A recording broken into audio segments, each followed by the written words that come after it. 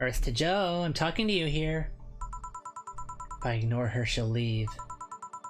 I'm not an unfathomable sense of dread. You can't just ignore me, you know? Julianne Stingray, I'm talking to you. Calm down, don't fall for her taunts. How'd she know my full name, though? I thought your full name was Julianne Natalie Stingray, or did you legally remove the Natalie? Never mind that. Is she reading my thoughts? Yeah, I mean, they're kind of written in the middle of the screen. Hard not to see them, actually. Alright, that's it. I'm going crazy. It's such a self-centered way to see the world. You assume that you're crazy because you can't accept that this world could be weirder than you think. This world is amazing because of the things you just can't explain. And just because you only experience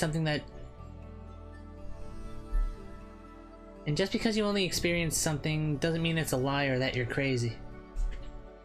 And just because only you experience something doesn't mean it's a lie or that you're crazy. I mean, just look at ASMR. No, I'm pretty sure that's what a crazy person would say in this scenario. You acknowledged me! Shit. That's good. I'm not serving you anything. What? Why? Last time you came, I had to clean the drinks I served you off the floor. Don't be like that. Drinks were also paid for with my money.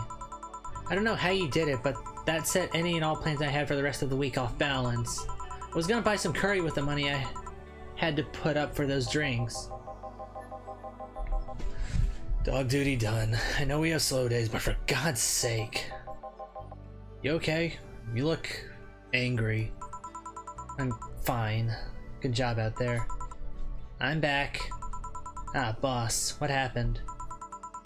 Meeting cut short. At least I drank the the bottles. Are you okay? You look distraught. I'm fine. But they really can't see you. I mean, you're right in front of them. And you're wearing jeans under a skirt. Why? Just why? To annoy people, of course. Is that a new trend? What does she think she's doing? Everyone feels like it's not quite right. Everyone thinks they should call you out. But they can't bring themselves to do it because it's not that wrong. There are things like spats, after all. It's uncannily right, not all that wrong, and they can't stop staring. Not like anyone other than me could see it, though. They could see it if they wanted to. Jill, you're making an awful lot of faces there. You okay? Yeah, just remembering stuff. Man, I miss not being crazy. Boss, I'm leaving early today. And you stay here. Who stays where? Crap, did I just... You have to be the first person I've met who mixes their inner and outer voice. I thought I saw one of the dogs near the counter. Sorry. Oh, okay. Can I leave a bit earlier today? Sure. Thanks for taking care of the fort. What about me? You haven't left yet. I'll thank you when you leave. That's not what I... Whatever. Here's something in case you felt lonely today. Oh, you're feeling lonely today? Here's $300.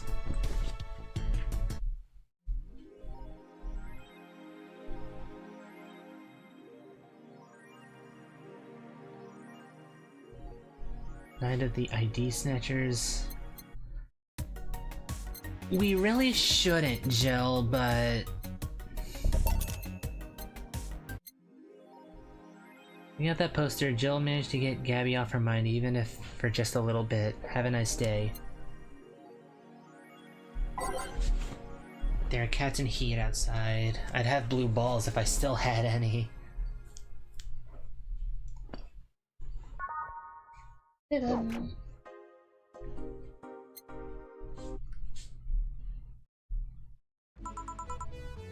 Evening. Hey Jill, let's have a New Year's party this Saturday. Isn't that a bit soon? Why, did someone famous get killed at a New Year's party? No, I mean, never mind. Sure, I'm in for it. Great. And Gil?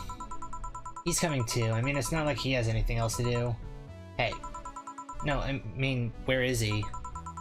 He's escorting a client of his to the station. He should be back any second now. Back. See? So you coming to the New Year's party too, Gil? It's not like I have anything else to do, so... Told ya. We're depressing people. Oh yeah, the kid from the other day, Gabby, I think you called her, asked me to give you this. I believe it's a note. A note? Gabby? Let me see. First of all, I want to apologize for my behavior before. I'm still hurt by my sister's death, and it wasn't fair to take all the stress on you, let alone put the blame on you. Though it feels weird to ask this of you after how I treated you, but I really want to talk to you. I want to catch up, to chat for a while, and to do what you were doing with me. Before I lashed out. I want to understand this freedom you talked about, the fear that drove you to a fight with my sister. I'll go back to the bar on the 31st. I won't take much of your time. If you don't want to see me after all this, I'll understand, but please, I really want to talk to you, Gabby. Now that girl has a big vocabulary. She was always a smart one. The 31st is written in different handwriting. Oh yeah, she asked me when you would be here and relatively free, so I told her about the party. I've returned. Welcome back, Karlak. Good news is, D. Dona Damison has kind of been phased out of the story a long time ago. I also assumed you'd say yes to the party, which might not have been the best idea now that I think about it. Boss, I'm having second thoughts about coming to the party. What? Why? Because I really don't want to face Gabby again. Now it's coming back to me, what drove me to never go back and apologize after all these years. Fear and shame. Shame because I know I made a hideously stupid mistake and it's painful to face your mistakes. And fear of what they might say. With Lenore, we never broke up formally, so I was always afraid that if we were to meet again, she'd break up with me. And I don't want Gabby to tell me that she hates me to my face. Lenore was in the right to break up with me, and Gabby is in the right to hate me. But I don't want her to. Maybe if I never see her again, she'll never tell me that, and... Jill, you idiot! Eh? You're thinking backwards. Didn't the letter say she wanted to understand you? If you bail on this, she will hate you. Not only that, but you're getting a new chance here. You want to live the rest of your life running from another memory? Didn't you say to Armitage that you hated feeling like that? Zappy zap! Getting zappy zapped with all kinds of emotions. Oh.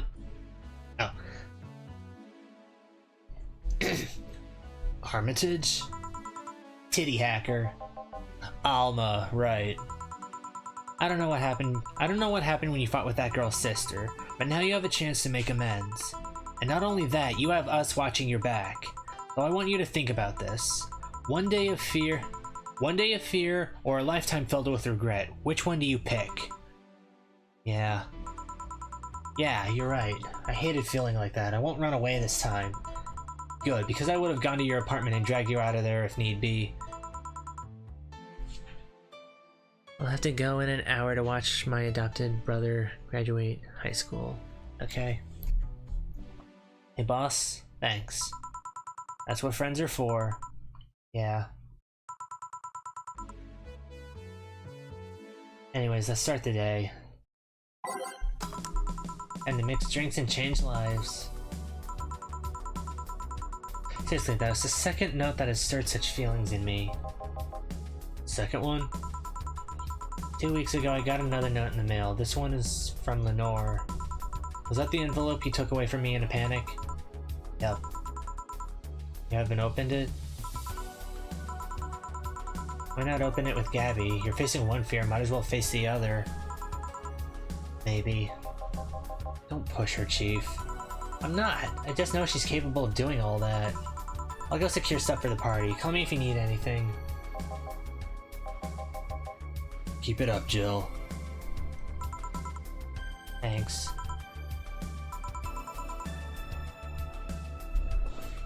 See, Stella, you show up so rarely that I keep forgetting the voice I give you.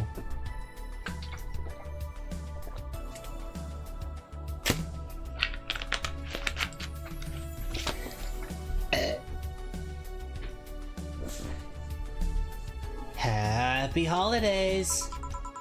Someone's happy. We held a party for the staff and their children. You should have seen the faces of those kids receiving gifts. Adding that Santa suit at the last minute the other day was totally worth it. Santa dresses seem to have been popular this year. I heard they were sold out in most places. There was this weird shortage of Santa suits, but luck was on my side this year. Sorry about that outburst. Why? You look so happy, I felt happy too. You shouldn't hide your happiness. Anyway, could you get me a cobalt velvet, please? Sure. Cobalt velvet for Stella.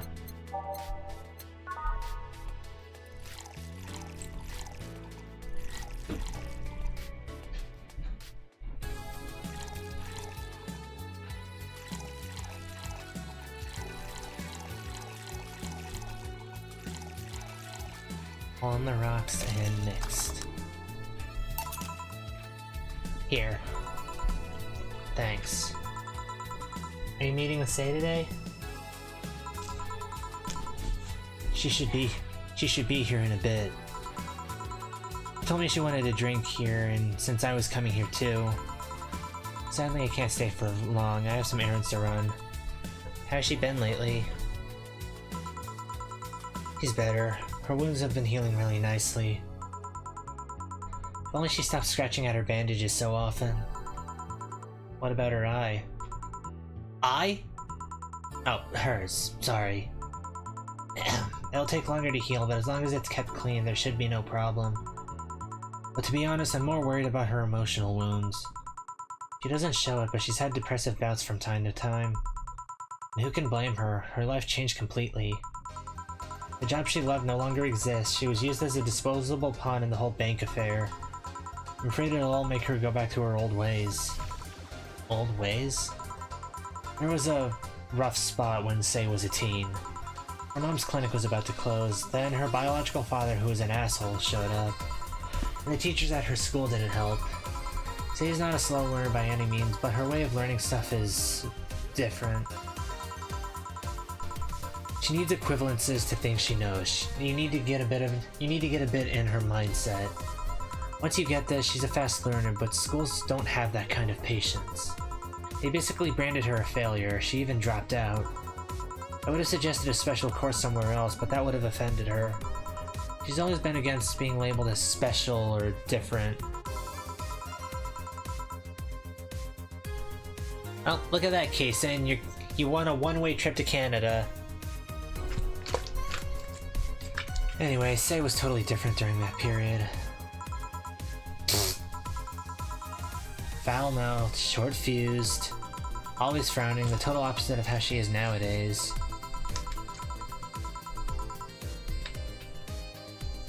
From time to time, I see that old look cross her face and it scares me. You're comparing her to her teen self, though. People mature. Maybe she'll show signs from time to time, but I bet Say knows better than to go back to that. I hope so. Give me something cold and sweet, will you? Sure. Cold and sweet, I think I've heard that one before.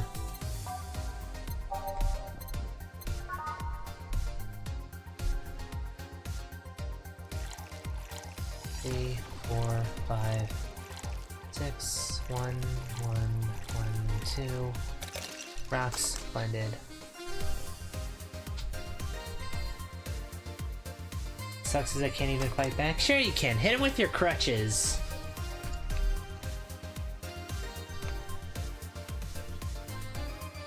Cold and sweet, on the rocks, sweet, Moon Blast, so.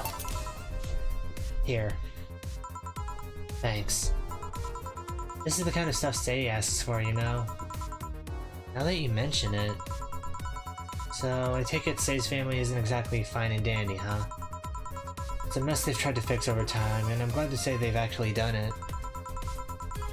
Say's mom had a really abusive relationship with Say's biological father. Sadly, like many women in that situation, she just tried to justify his actions. But apparently things got nasty when Say's mom, Miss Emmy, got pregnant.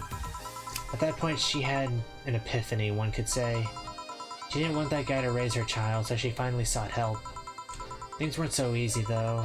Before the authorities could take him away, Miss Emmy got a serious beating from him. She still uses a cane to walk thanks to that. She moved here, Say was born, she started her veterinary clinic. So did he come back?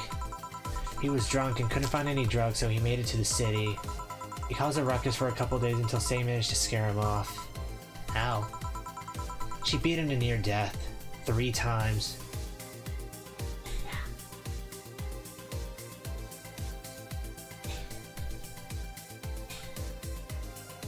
Y'all are already RPing in chat. So this girl beat her father to death and then beat him half to death again, and yet somehow he's still alive.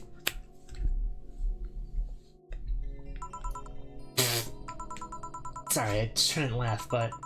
Oh, don't worry, I laughed too. The dramatic irony there is delicious. I've been wondering, can you really be so calm in the lower parts of the city? Boy, but I need them crutches to keep me from hurting myself. Would you rather hurt yourself or hurt Ryan?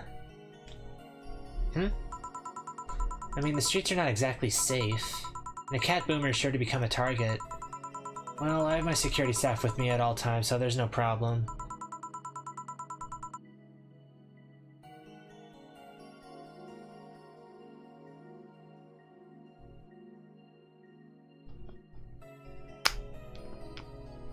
The flamethrower shoves it down her dad's throat. Besides, this part of the city is comfier. Come again? Sure, uptown is cleaner and maybe more secure, but it's also too sterile. Around here, you can actually feel the warmth of the people. You feel there are people living. Especially like going to a busy food stand. I feel a warmth there that uptown doesn't have. Also easier to... Oh, it's Say coming in. It's also easier to talk to people. You finally came. Welcome. If you try to talk to someone in the upper part of the city, they either shrug you off or flat out ignore you. People around here are a bit wary, but they're also more likely to talk to you.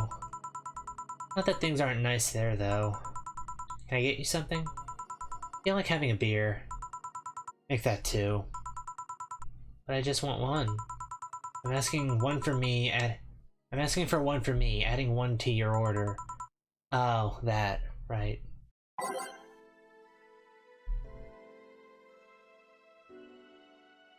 I'm so sorry, it's all good. Heh, dirty joke.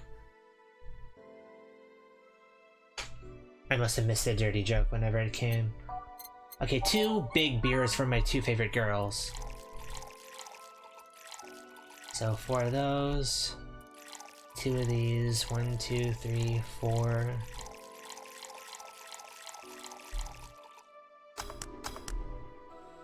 Dirty jokes are fun when they catch people off guard. 2, 1, 2, 3, 4. 1, 2, 1, 2, 3, 4. 1, 2, 3, 4, 5, 6, 7, 8.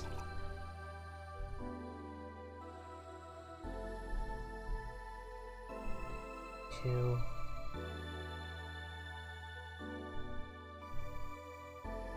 Oh, I missed the karma train.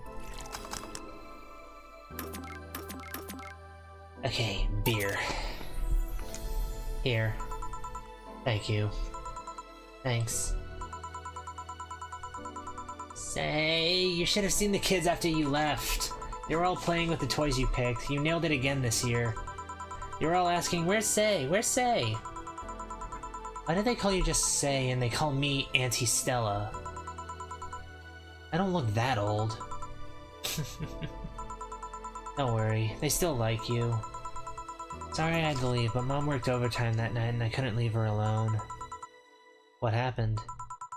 Well, there were fireworks and some dog thought it'd be safe to hide in a jar. The little guy managed to get his head and a paw inside before getting stuck. And it was plastic, so they couldn't just try to break it. Hold on. Okay, the history only goes so far. Is Betty Say's mother?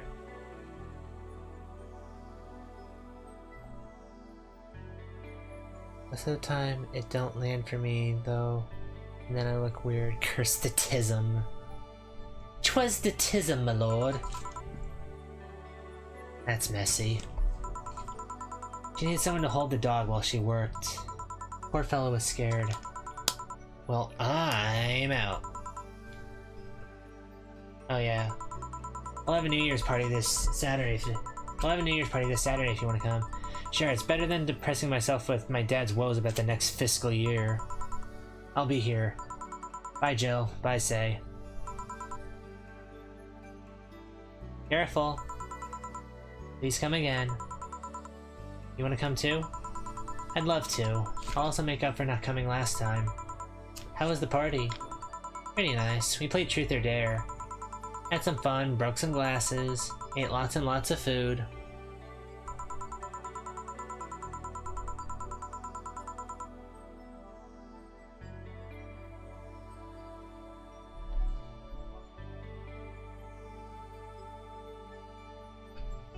Wanna hear a joke? Wanna hear a dark joke? I wanna say yes, but at the same time, I feel like I won't see it coming.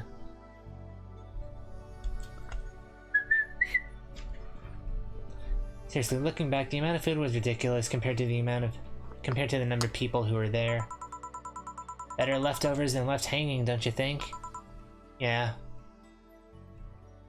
Give me a moment, my end for the stream is tweaking like Tweak from South Park BRB real quick.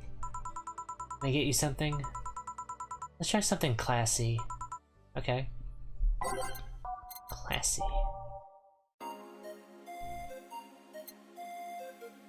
I can't remember the last time I made a Mercury Blast. Let's make one of these.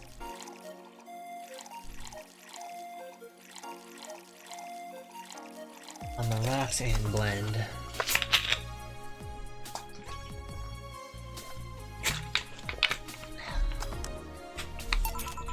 Mercury Blast.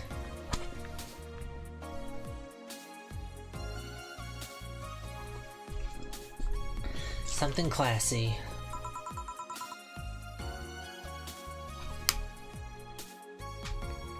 Lucy, you're lagging.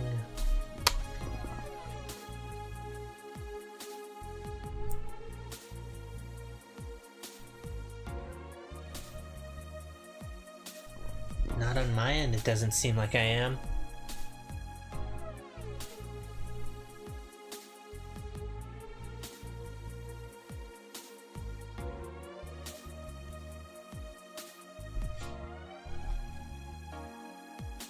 Yep, this is the thing.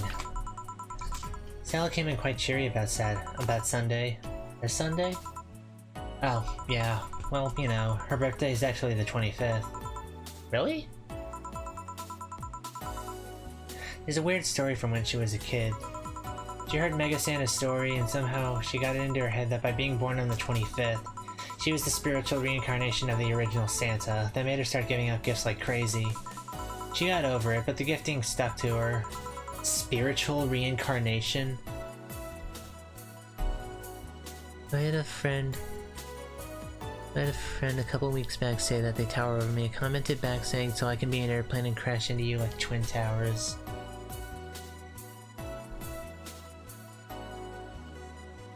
Wouldn't you need a second tall friend to crash into?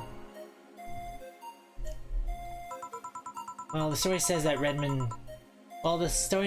the Redmond family destroyed Santa's spirit, and that Mega Santa was reborn as a manifestation of the Christmas spirit. She thought that she was the old Santa spirit in a new body. That girl was delusional as a kid. Huh. Speaking of things you did when you were young, Stella mentioned she's worried about you going back to your old ways. Something about a rough period where you were angry or something? Oh, that. It's sweet that she's worried, but I won't go back to those days just like that, though. Even if I face the same situation, I'm more mature, you know? I'm not a teen anymore. Expected as much. Told her as much. Hey, can you give me something bubbly? Sure. Something bubbly for a bubbly girl. You want another beer? Bubbly, classy, burning. Champagne served on a cup that... Yeah, sure. Planner guide. 5 Carmetrine. All in the rocks, mixed. Yes. Here.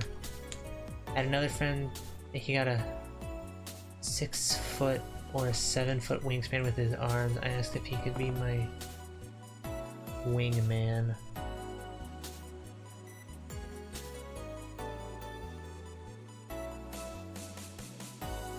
Oh, wings. Bubbly, bubbly. Hey Joe, this might seem a bit random, but do you remember the first time I came here? Yeah, you're the second white knight I've served. I remember. Why? A bit sputtering for me. Yeah, the bit rate's going up and down. It'll even out. Precisely because of that. I've been meaning to ask you about that story. How was your other experience with the White Knight? If I had to put it simply, the total opposite of you. Oh?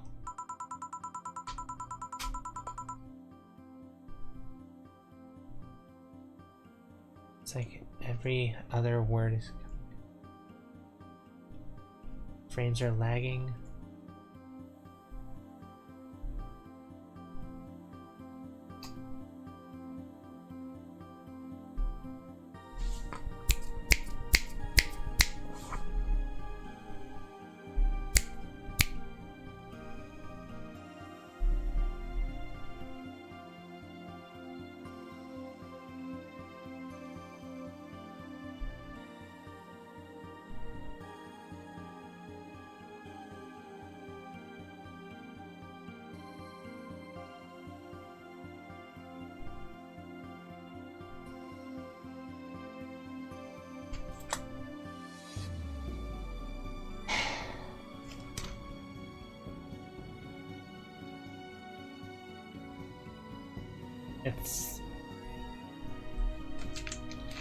It's the bitrate, it'll sort itself out.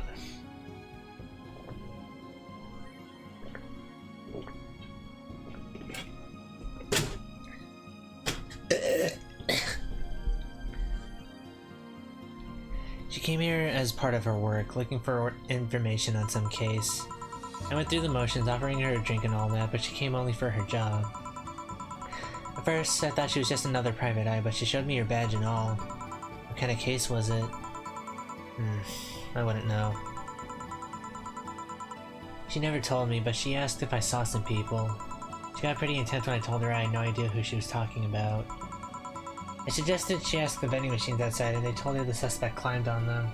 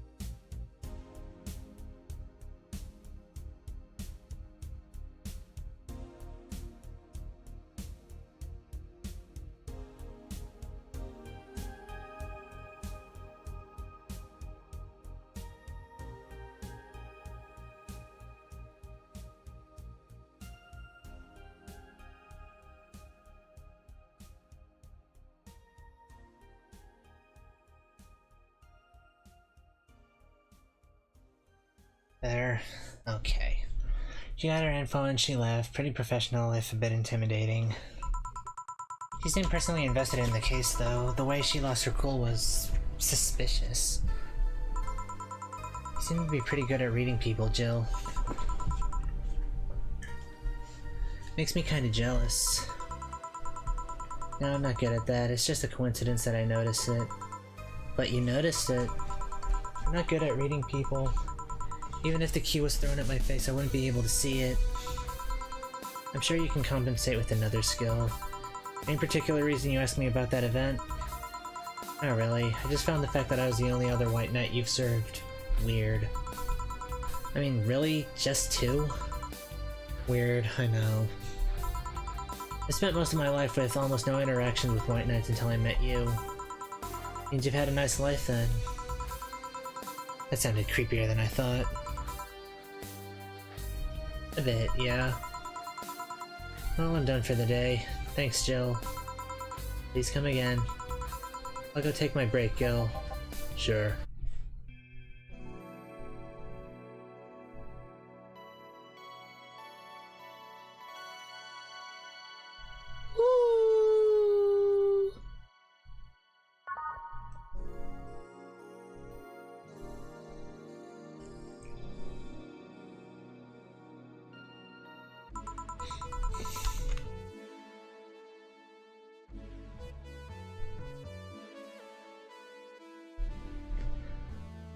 Wonder if I left food for 4. Okay, I'm here. Dorothy.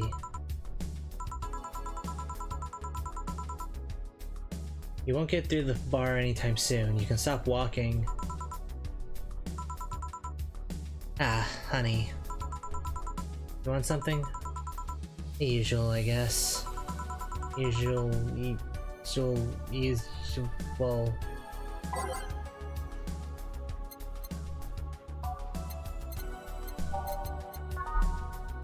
A sugar rush?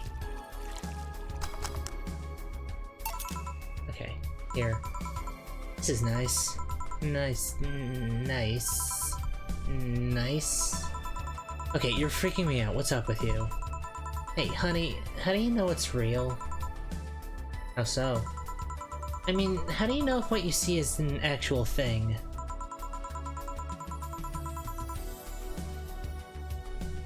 How can you tell if what you see around you is actually happening? What tells you everything is not actually a fabrication?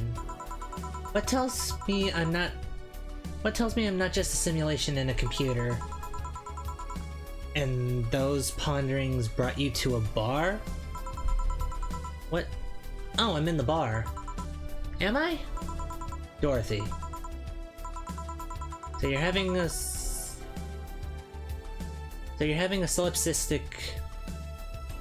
So you're having a solipsistic crisis of sorts. What? Solipsism, the theory that the self is the only thing that can be known to exist. See, that's another thing right there, that word. Solipsism, what does it even mean? Where the hell did it come from? Well, solace means alone and ipse means self. Yes, but how did it come to be? You expect me to believe that a lot of people just randomly decided to make noises? And decided, hey, let's make this noise mean this. It doesn't make sense. Words don't make sense. I've been repeating words for a long time and they've stopped making sense. Why? Calm down, that's just semantic satiation. Stop making up words, honey! And then there's this counter. How can I be sure the counter is really here? It is. Please stop tapping it. Hold on, just making sure. You should make her drink. At the very least, I'll have something to throw at her.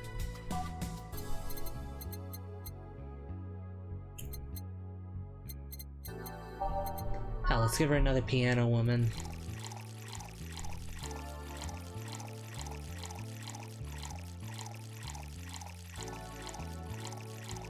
Aged and mixed.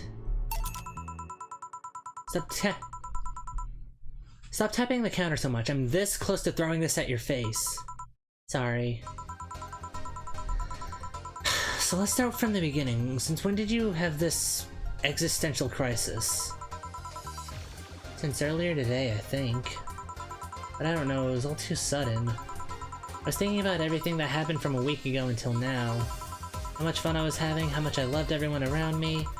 And out of nowhere, the thoughts started piling up in my mind. What is love? What is fun? Are those feelings real? Is all of that real? Am I real?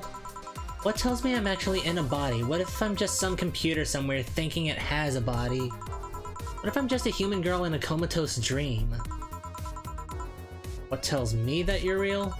Eh? For all I know, I might just be a figment of someone's imagination. Or even just an AI simulation in some computer that thinks it's human. I've been there, Dorothy. That existential doubt and crisis. That uncertainty about whether or not things are real. It was a couple of months only, but I remember having panic attacks and scratching my arm to feel something. But the panic attacks gave me a rush of adrenaline, so I couldn't feel the scratch. Panic attack gave me a rush of adrenaline, so I couldn't feel the scratch, and the fear got worse. What did you do to get over it? Oddly enough, I read a book. The Last Rain in the World, one of my favorites. At one point I cried with the book and I realized I was crying over fake things, a story and its characters. I didn't care less for them because they were fake. Why not think of reality like that too? Even if I'm a figment of someone's imagination, I'd still care about you. That's what I told myself, at least. It wasn't immediate, but that focus helped me. I like it. Hey, can I take this drink? I made it for you. Thanks. Okay, then. Phew. Why did you throw it on your head? To feel something you made. And? It burns. And itches a bit. I'll get you a towel. Delivery for Dana Z. Oh, I've been here before. Oh, it's Mario. Mr. Mario, welcome back. I have a delivery for Dana Zane. Who's that? She's my boss. I'll get it for her. Right. Sign here, please. It's a big package. I wonder what's inside. You should open it. If it's something perishable, maybe it'll need to be refrigerated. Let's see. It's a wiener. A really big wiener.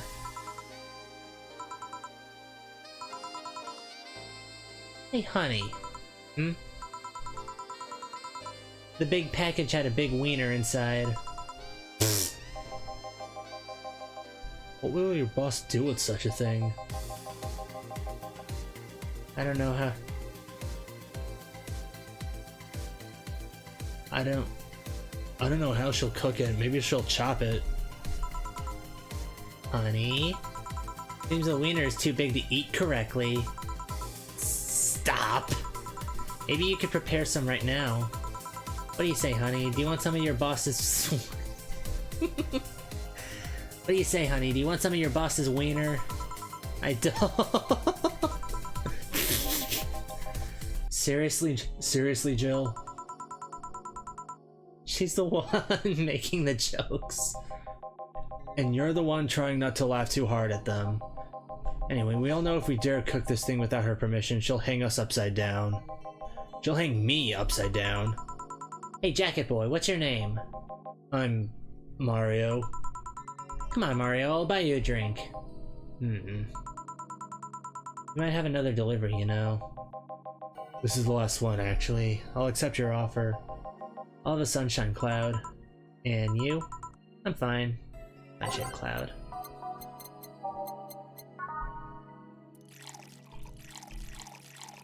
Rocks and blended.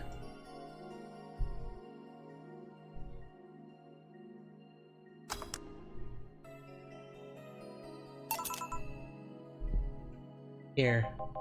Thanks. Hey, call me Dorothy. You can also call me Dilate.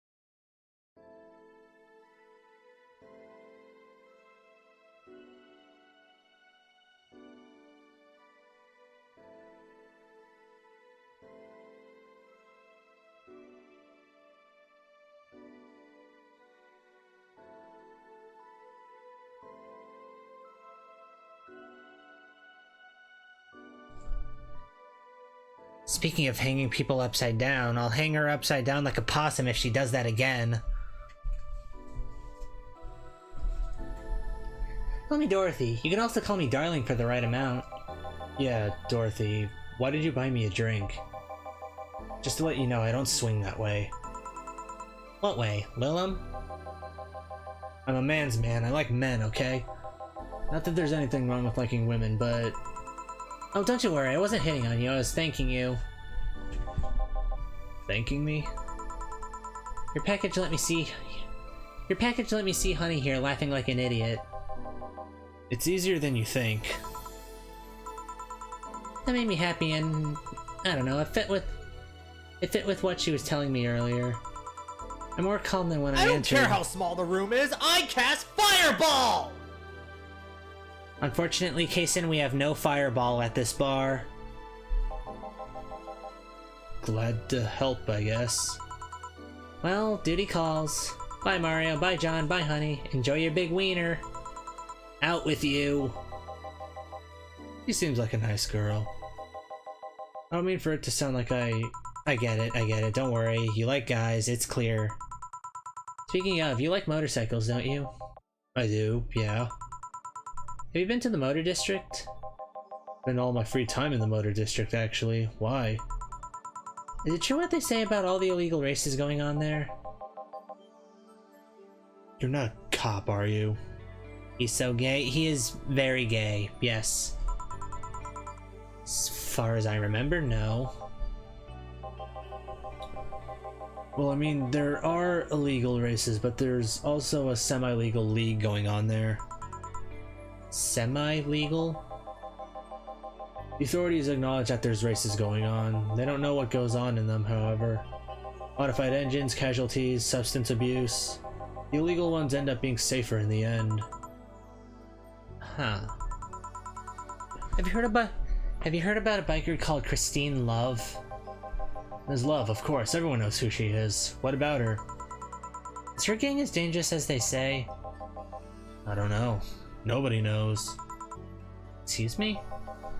They look intimidating enough, but truth is that nobody has faced them directly. Moreover, nobody wants to be the one that gets beaten to a pulp if they turn out to be what they seem.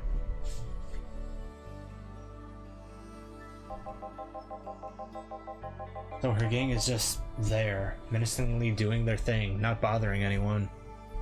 You're making it now even though I can't drink it? You're making a fireball? Oh. You want anything else? I'll have a piano man. A piano man for the man's man.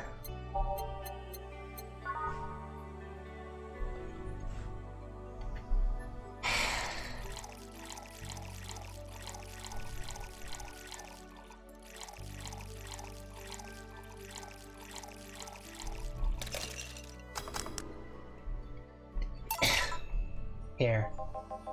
Yeah, this is nice.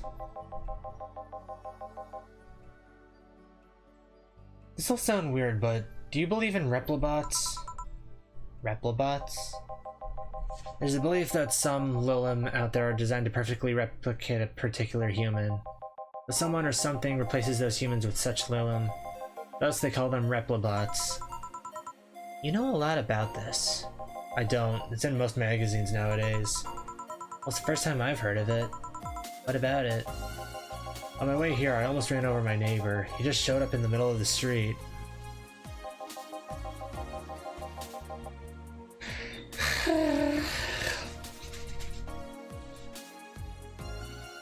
I say almost because he moved really quickly out of the way. I went to deliver a package and somehow my neighbor was there, immediately after the whole thing. And he was there the whole time. Maybe he has someone that looked like him?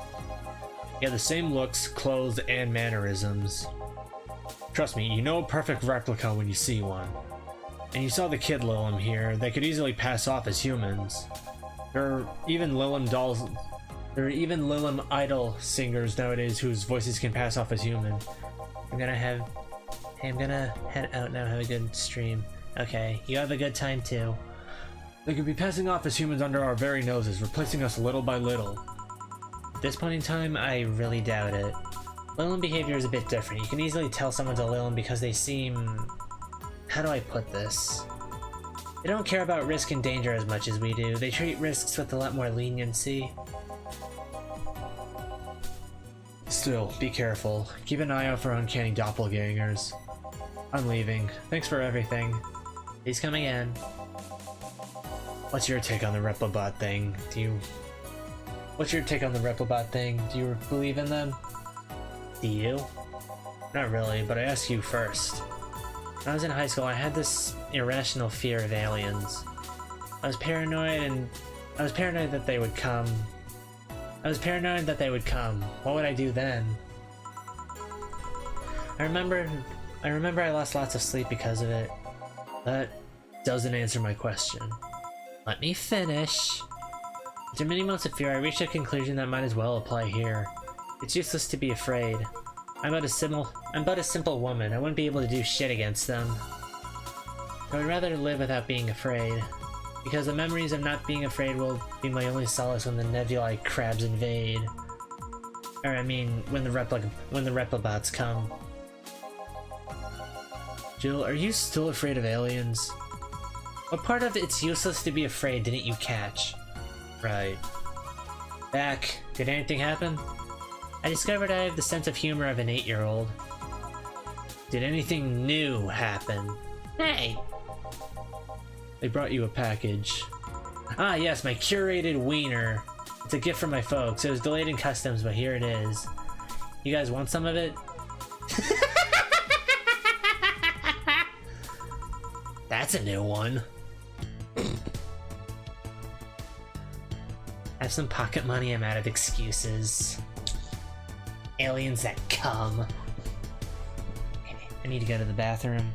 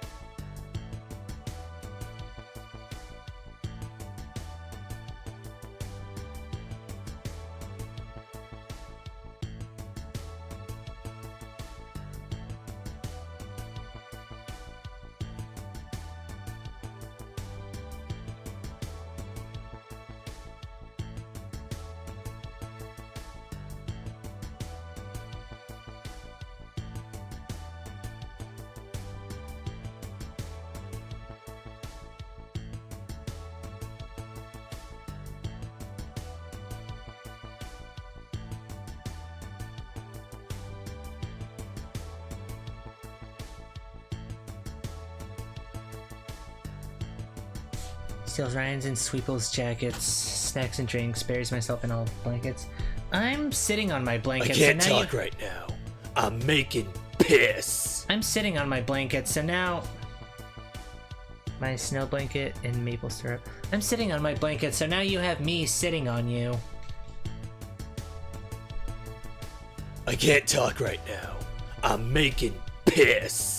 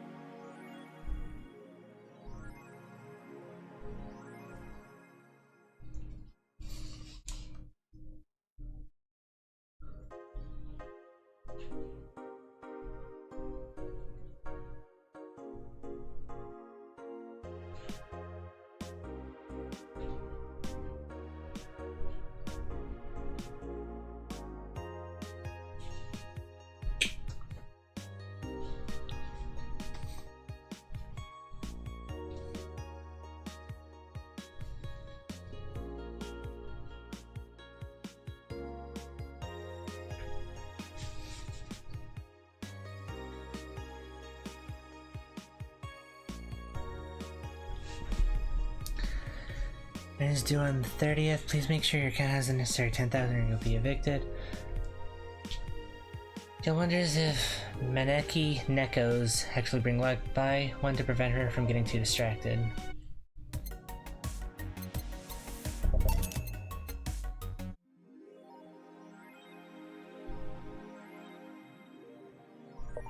A very nice day.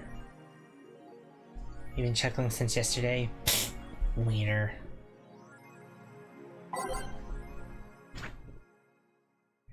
Me and Ryan are just menaces in your chat.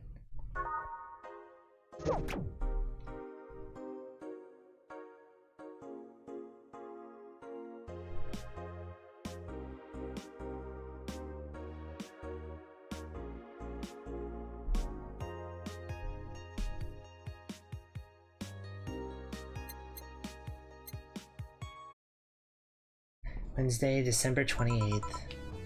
Evening! Ah, Jill, I'm out to get firecrackers. Firecrackers? It's New Year's, right? We need some. Wouldn't firecrackers scare off the dog? Yeah, good idea. Go ahead. I'll be back in a bit.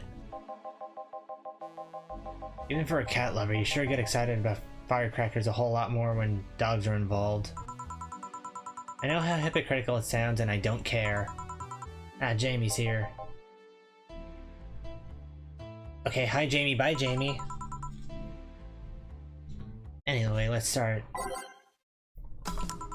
We mix drinks and change lives. Ah, the guy that wouldn't come back twice. Yeah, shut up. By any chance, did something fly over here 2 weeks ago? On Friday? Yes. There were lots of weird explosion noises throughout the night. As far as I understand, those were made by a flying drone or something like that. So it flew by here. I take it you know what made the noise?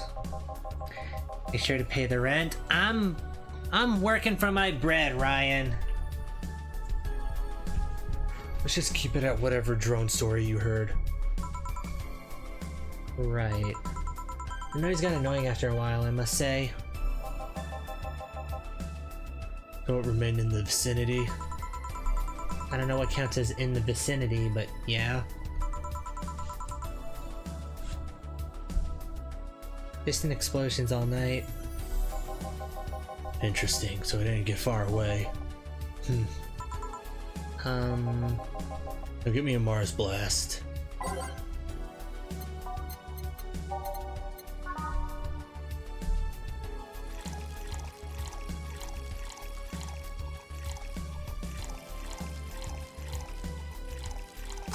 And blend.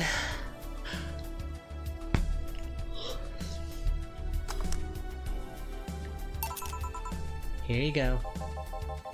Well, you didn't mess up. Sorry, if I may interject. You looking for a fight? Most certainly not. Really think you'd stand a chance? You're like half his size. I can fight dirty. He kills people for a living. I can fight dirty.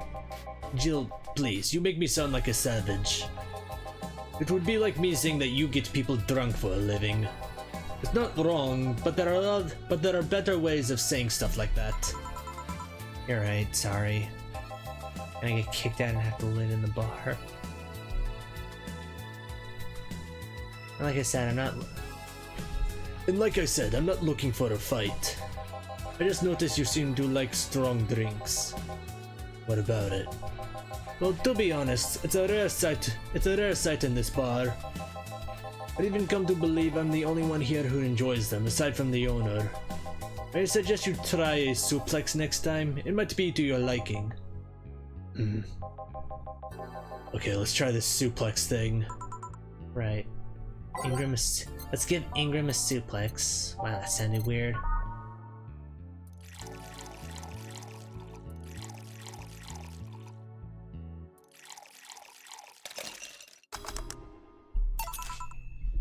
Here. Good stuff. Like a less burning but punchier pile driver. Excited for the S-Rank Billy getting ZZZ. You've seen one Billy, you've seen 1,000 Billies.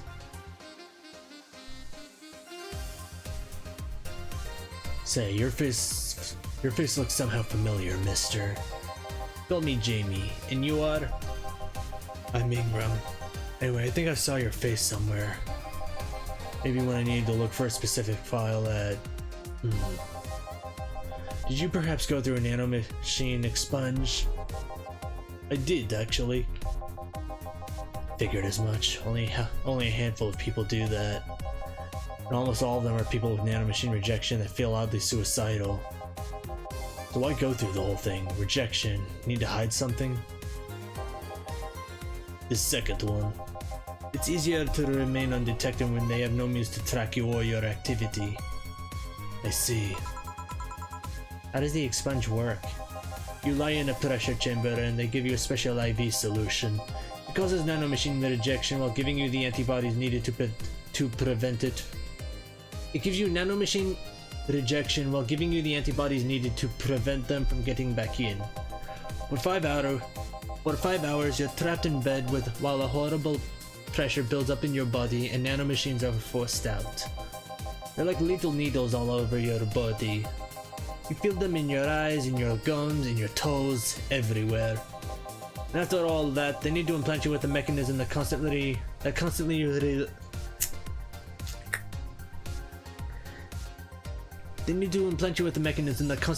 releases the same antibodies. Ouch. What are you having, Jamie? This is a gut punch.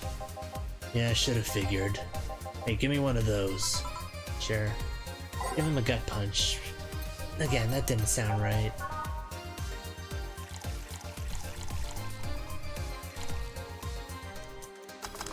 Who's next?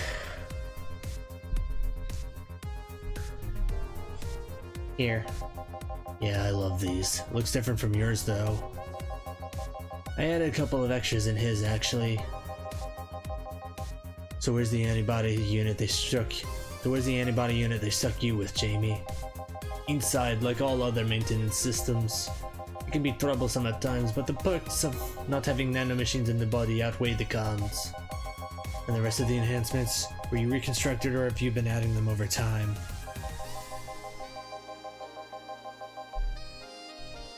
I'm skipping Premia. Loser. Over time, either by getting much needed enhancement or through fixing injuries. I see. Well, it was a pleasure, Jamie, but I gotta leave. Nice meeting you, Ingram. Please come again. Don't count on it. You've said that twice. Shut up. Seems like a nice guy. Right. I won't call him a bastard, but he's not the nicest in the bunch.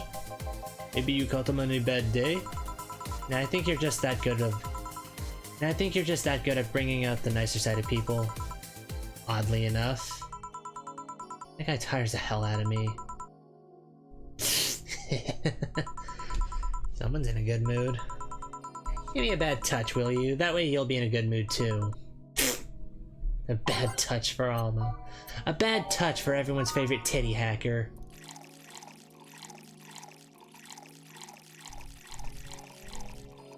Rocks mix.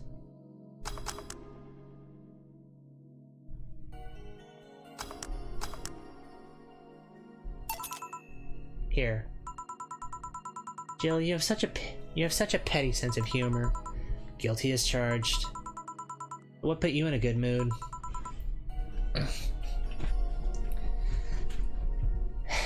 Oh yeah, that.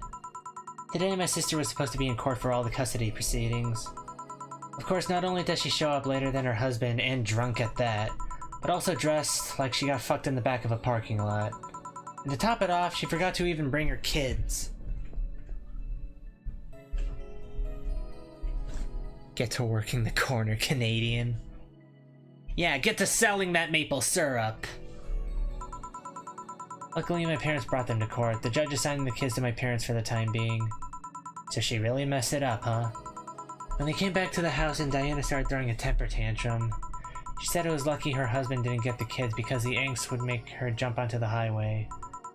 So Eva comes and says, then make sure it kills you because we aren't dealing with you as a cripple. And I shouldn't reinforce that behavior, but...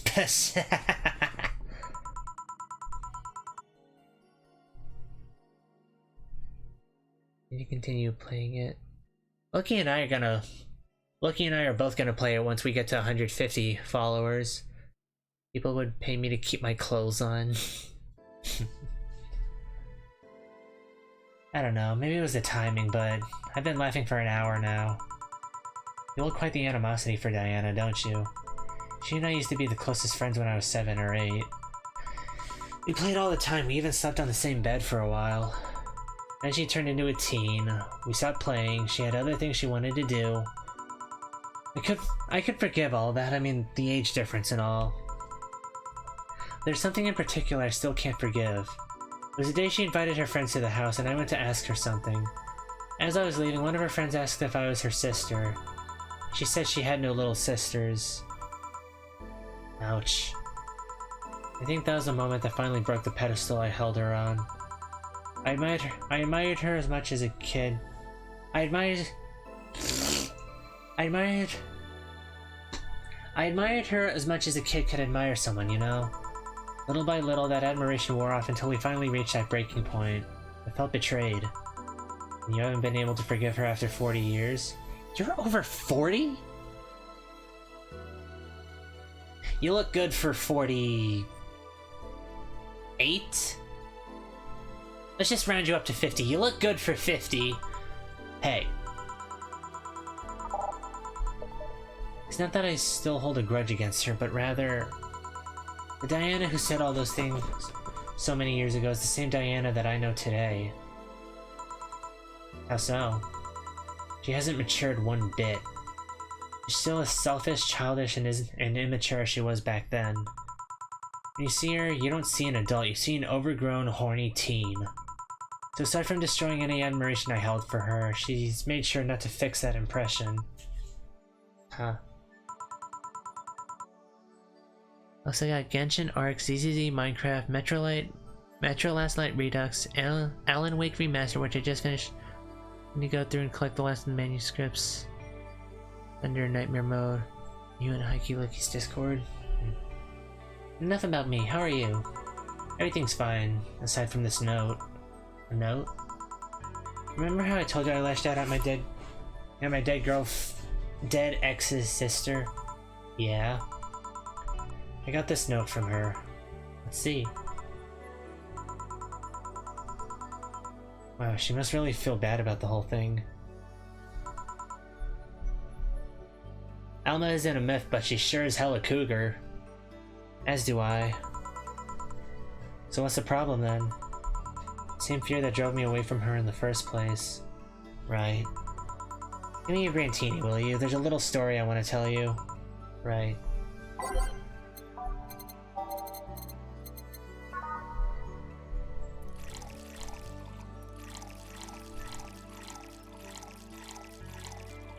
Between aged mix.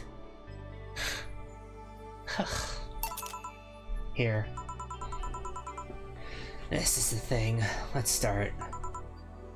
Boo! Oh, hell no. This is the story of a girl who grew disillusioned with one of her sisters. Soon it became animosity, and not long after that, she distanced herself completely from Zed's sister. With time, the girl would become attached to her eldest sister, looking up to her achievements. All I can look at right now are those boobs. Not now. Said sister would even marry the girl's best friend not soon after. Please post the invite here. Hold on. Of a girl who grew disillusioned with one of her sisters.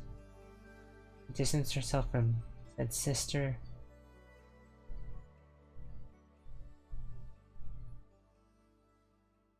Become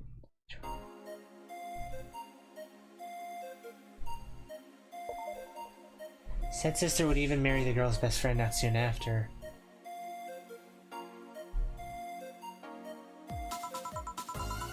And after the girl went into college, said sister would quit her job.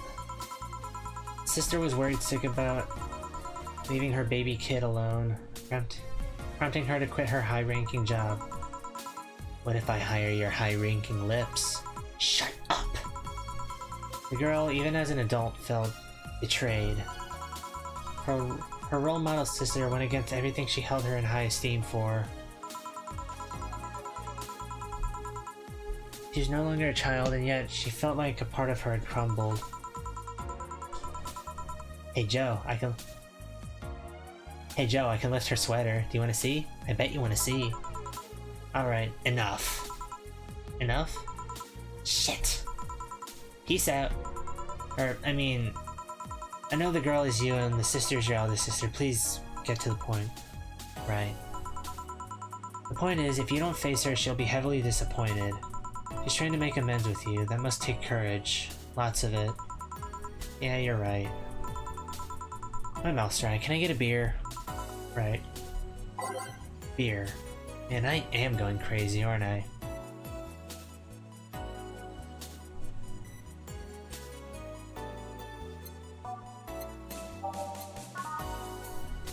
Y'all don't have it with a command to hear, Discord link. Let me get onto Loki's Stream Elements dashboard, see if I can figure it out.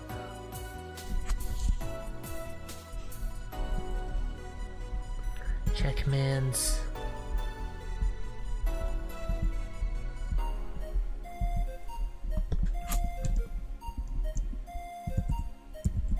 Discord.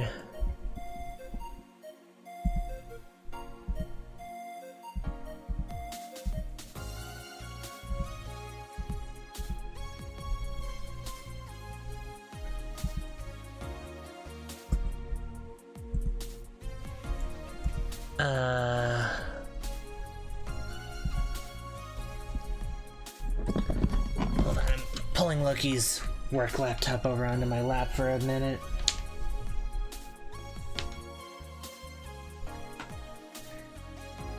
Okay.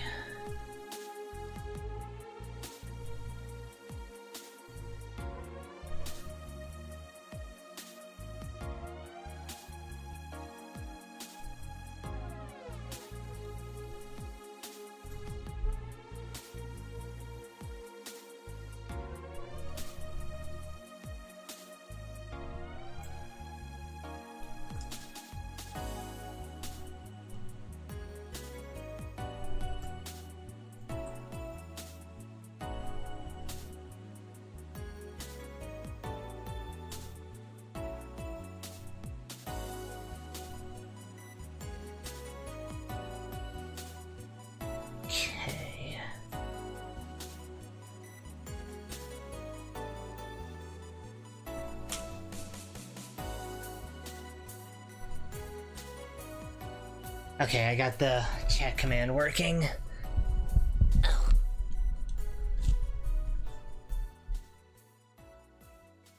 Okay. Beer, man, I am going crazy, aren't I? A big beer for our favorite big-boobed hacker.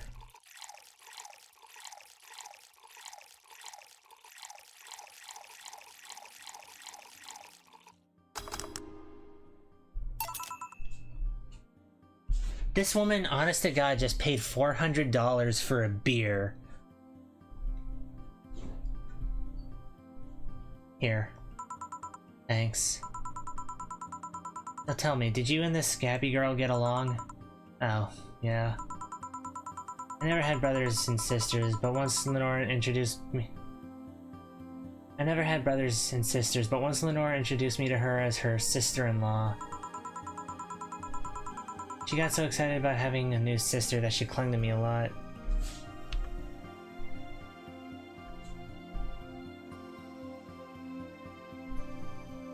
You a mod and you didn't know? To my knowledge, Loki made Ryan a mod as sort of a way to mark him as like a super VIP, to set him apart from the other VIP since he's here for every single stream. And yeah, Ryan does ban the occasional chatbots, but other than that, it's more of an honorary title more than anything else.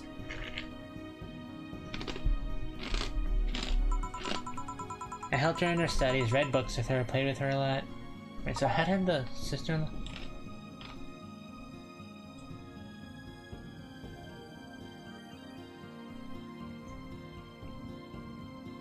Lenora introduced Jill to Gabby as Gabby's sister-in-law.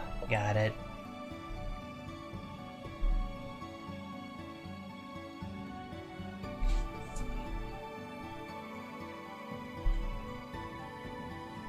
Okay. Helped her with her studies, read books with her, played with her a lot. She was pretty much my sister too. I have to leave, but I'll tell you this. As both a big and little sister, if you don't grant that girl the chance of talking to you, I'll never forgive you. Yeah. Oh, there's a small New Year's party this Saturday if you're interested. Oh, sure, I'll be there. Remember, I won't forgive you. Yeah. I'll go take my break. Alright. Wow, you were here? You were quite absorbed in the conversation just now. Jamie even said goodbye to you, didn't you hear? Anyways, call me if anything comes up.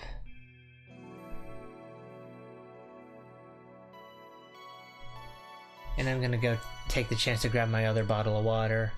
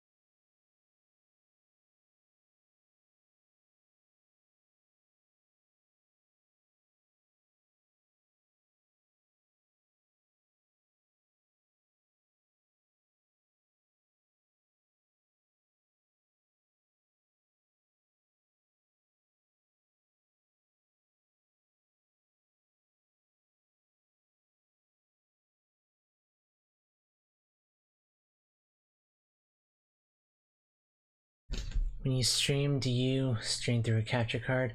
Loki and I have an external capture card that we use whenever we stream on his PS4, his PS5, or his Switch even. So Switch streams have become pretty rare nowadays. Honestly, I think the last Switch stream was when I streamed Metroid Fusion back before my debut.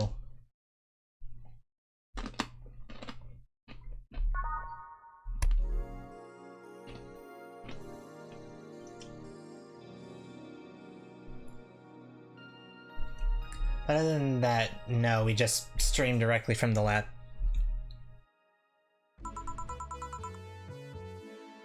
Well, I don't know how...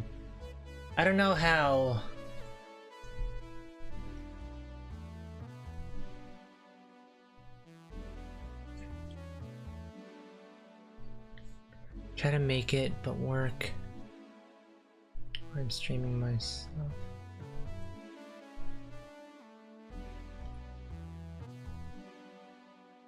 I don't know how capture cards are typically supposed to work, but no, we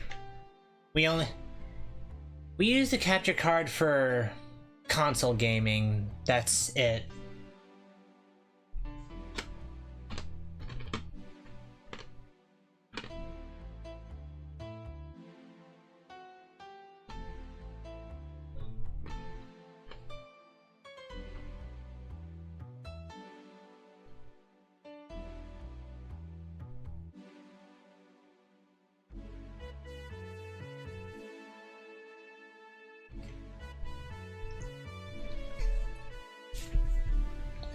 It's less chilly today.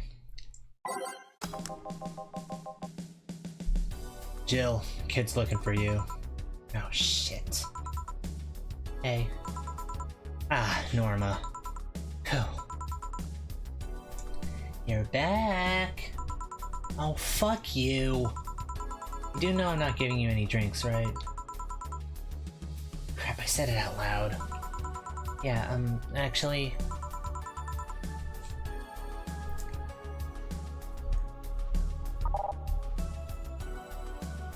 I saw my face still up on the stream screen. I panicked and hit the hotkey to disable it, but never mind.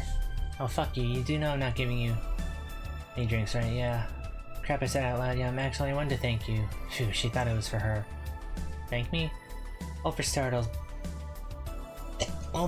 by not complying by giving me alcohol. Everything else would have fallen apart if I had had some. Aw, so responsible, Joe. I kind of faced my mom and told her about all about the pressure she was putting on me. I said I wanted to figure out what I wanted to do. And? Well, she didn't speak to me for 2 days.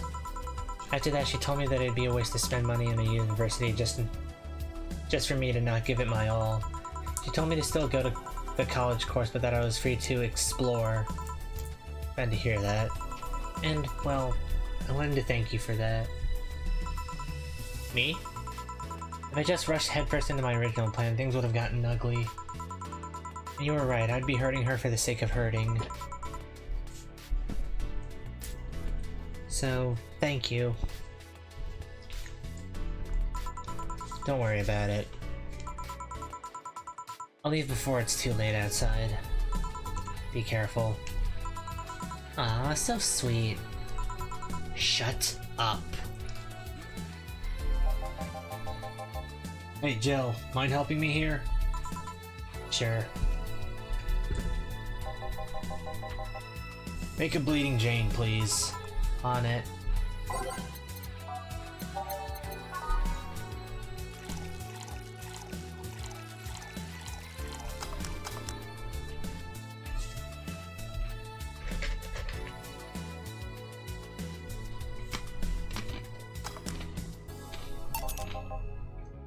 Thanks. Hey Joe, do you hate me? Hate is a harsh word. It's not against you directly, but rather the fact that only I can see you. Like I told you, if they wanted, they could see me. And why can't I? You're the main character? I don't know. What are you? A cute girl. Right.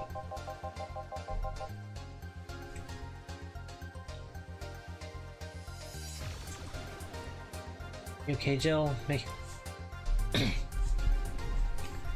You okay, Jill? Making a lot of faces there. Hmm? Yeah, just remembering stuff. Can you give me a hand here and serve a beer, please? Sure.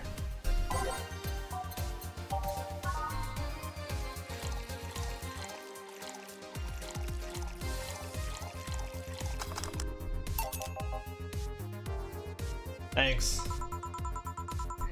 Would you lighten up if I showed you I can interact with the environment? Maybe it'll spook me, but let's try. There. Can't see anything. You sure? Yep. Weird. Nobody expects the Dorothy Inquisition! Dorothy Inquisition, Dorothy Inquisition, Dorothy Inquisition. Ah! I bit my tongue. Can't believe I'm using the spare tongue so early in the night.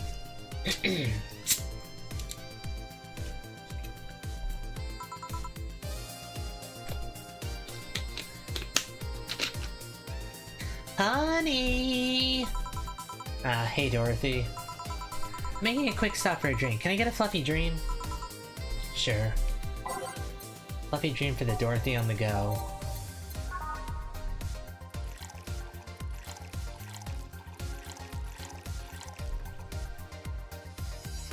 Ah, she's a working girl. Let's give her a good bit of Karmatrine.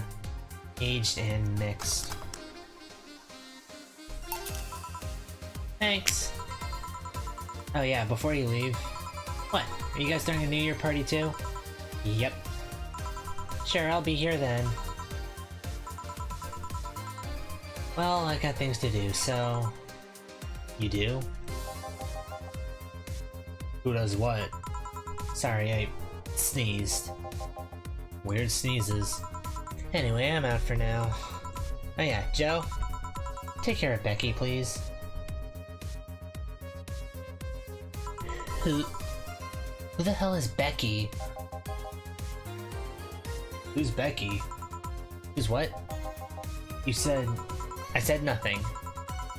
Okay, fuck that noise. Fireworks are sold out everywhere. I need to get them through more shady means. She's gonna buy them from the internet. She'll find them and put us all at risk of burning. I'll make sure there's an extra extinguisher on hand. Please.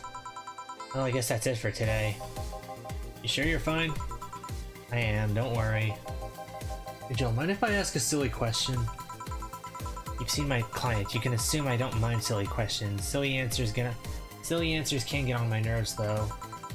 Sorry, what did you want to ask? Do you know why they call them cat boomers? I mean, I guess their second set of ears look like a cat's, but the word boomer seems so out of place. Not so much when you consider it's not them, but their parents who were called such. Oh? Let's go a bit back first. You do know why cat boomers look like that, right? Because they went through some anti-nanomachine rejection treatment while they were still a fetus, right? It's called the Yamazaki-Romanova treatment.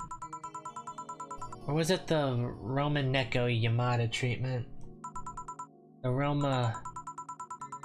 Let's call it the catification procedure. It was not only the first successful genetic treatment on a fetus, but only the first way to fight nanomachine rejection.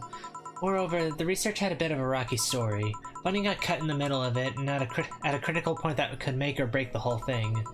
Not to mention Zaibatsu Corps' record of not addressing nanomachine rejection at all. The rest of the research was funded by Maki Stangovich. Was it Stangovich? Let's call him Stangovich for now. He's a businessman whose unborn daughter got diagnosed with early nanomachine rejection. Stangovich funded the research, and in a desperate move, his wife offered herself and her daughter as test subjects. Of course, the experiment was a success. The girl, Sylvia Stangovich, didn't die. She became the living testament of a scientific breakthrough. But then the story of how things played out for Sylvia got sensationalized in the media and created a weird fad. Parents made their unborn children go through the catification procedure even if they had no ailments at all because one particular girl whose life got saved through that treatment became a media darling for a bit. A whole generation of kids with those cat-like protrusions got born. And their parents got called cat boomers? A generation of parents obsessed with those cat-like features. The fad quickly passed, but the term remained in use. Eventually, cat boomers just started being used for people with the protrusions instead of their parents. Keep calling them protrusions. Why is that? Because that's what they are. Huh? You didn't think those things on their heads were ears, right? Sure, they can be moved and they're somehow connected to the facial and ear muscles. Thus, they can move like a cat's and react to their mood. But in the end, they're just appendages with no real function. Huh. It still surprises me a bit, though. That the biggest mutation they get after the treatment is just that. Those ears are a small miracle on their own. People have been born with no eyes for less intrusive procedures. You really thought they were functional ears, huh? Let's say I learned quite a bit today. Thank you. Don't worry. I feel like I should apologize for talking so much instead. And keep in mind, I'm fucking up the terms. I don't want you saying someone got protrusions because of a catification procedure. I'll keep it in mind. Wait! What? Yeah, the guy's name was Stangovich. Huh? I just remembered Sylvia Stangovich was around my age, and when I was a teen there were some TV specials featuring her, and I just remembered that I had the biggest crush on her. Now that I think about it, that crush had me very confused back then. And did you need to shout just now? Sorry. In any case, I'm out for the day. Alright, careful out there. All booze and no firecrackers make Dana a dull girl. Here's due on the 30th. We're cutting it a bit close, Jill. On herself what she wanted, and she's pleased with herself. She will generally focus on work today. That's, what, $14? Talking about it with that Alma girl. Jealous?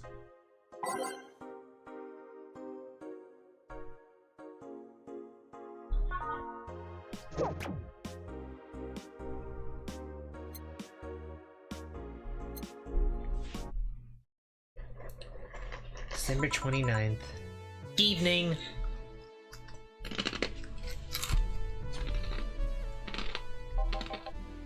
Hey.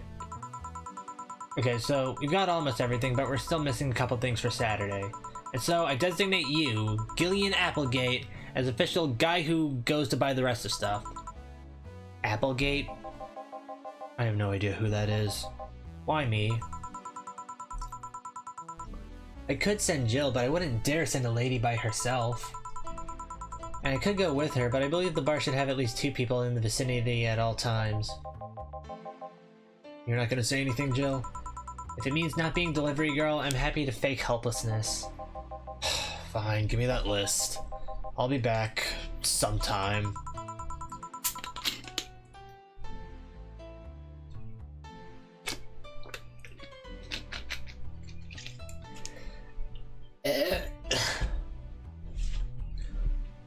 Something tells me you're planning something, boss. What gives you that impression? Call it a gut feeling. You know that Gil has a crush? What? A client of his, a girl that owns a bazaar. She's been coming on to him for ages, and he's only just started opening up. He's taking steps backwards, and I'm not gonna let him. He's opening up for fuck's sake. And so the errands will take him to the bazaar, I take it. That's right. Huh. Alright then, to the office I go. As for me... time to mix drinks and change lives.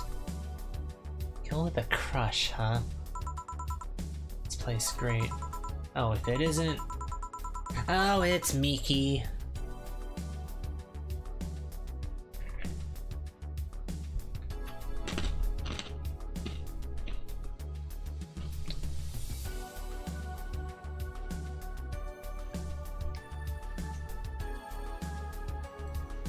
Hey, Jill, sorry, but is there anywhere I can hide? There's an unpleasant guy on my trail. Boss, stalked woman incoming. The door's open. Go ahead, the door to the left. Thanks. Hello there. Oh, hi there. The other one, that's the bathroom. Wait, what's the dog doing in the bathroom?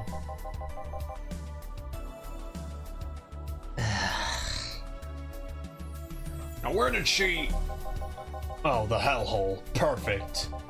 Hey kid, odd the usual. Right.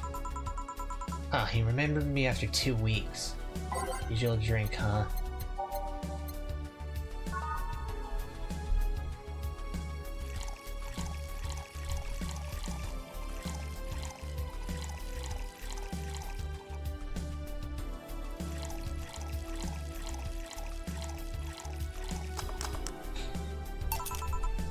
Here. This seems right. The paper's been a mess lately. You'd think with all that's happening, they'd stay and do more reports. They're all asking for vacations and I can't afford to be understaffed. So I had to come up with some sort of reward for whoever produces the most reports. I see no difference in my feed, though. Mr. Donovan, I don't mean to sound rude, but you do know the infamy of the augmented eye with the general public, right? A shitty page that will over-essentialize anything and report useless things? Of course I know. Then why not try to rectify that image? Put it simply, I'm being clutched by the balls in a non-pleasant way. Zaibatsu Core and company have an eye on every publication they haven't bought yet. Report on them once and they'll find something to fine you with. twice and you'll find your resources severely cut. Anything beyond that, and the best case scenario is that they'll buy the damn operation to keep it quiet.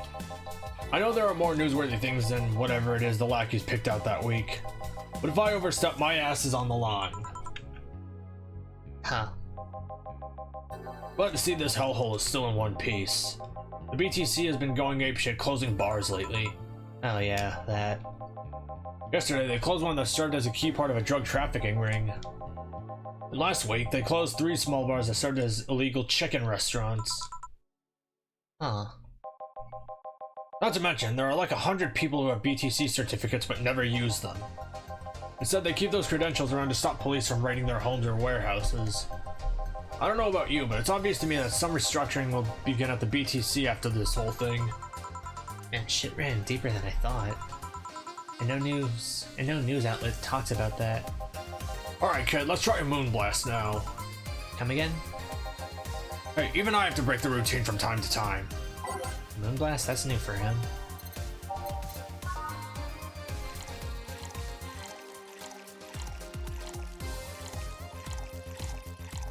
Rocks. Blended.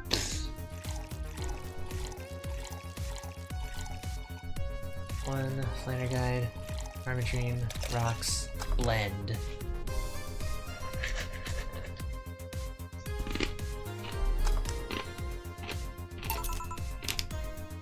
Here. Now, let's see what the ruckus is about. So... what brought you here? Oh, right.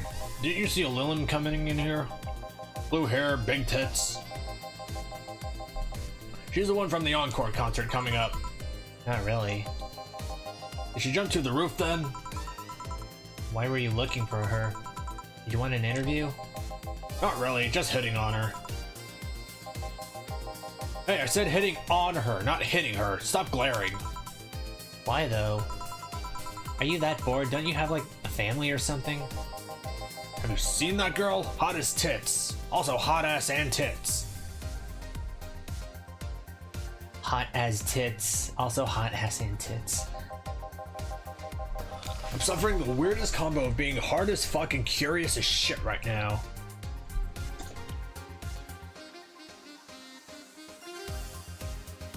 I have this exact frame as a reaction image. I want to know just how detailed those King Class Chia models are, personally. And so you followed her. I've yet to meet a woman that can resist the charms of D. Donna Damison. You're in front of one. I'm guessing you have... You're in front of one, and I'm guessing you have quite the selective memory. Like I said, don't you have a family or something? A wife, but that woman cheats on me as much as I cheat on her. In fact, I'm pretty convinced she gets off on the thought of me cheating on her. So that Lillian isn't here, huh? I'll have to find a busty enough replacement tonight or I'll explode. Hey, after you're done glaring, please serve me a pile driver. Right. Let's just give him a pile driver. Literally.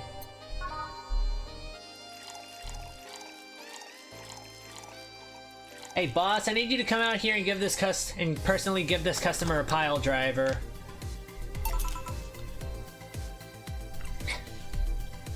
Here. Alright. Well, seeing as she's not here, I have no reason to stay. Maybe I'll find someone that looks a bit like her. The guy left. Oh, alright. Thanks for sheltering me, Dana. Hope your sister likes the video. No, thank you. Seems you had a hearty talk. Your boss is such a fun person. Her sister is a fan of mine, so I recorded a small video for her and took a couple of photos. How nice of you. It's nothing really, and she did hide me, so it's the least I could do. But, well, we're here already. Mind giving me something sweet? Sure. Miss Idol wants something sweet.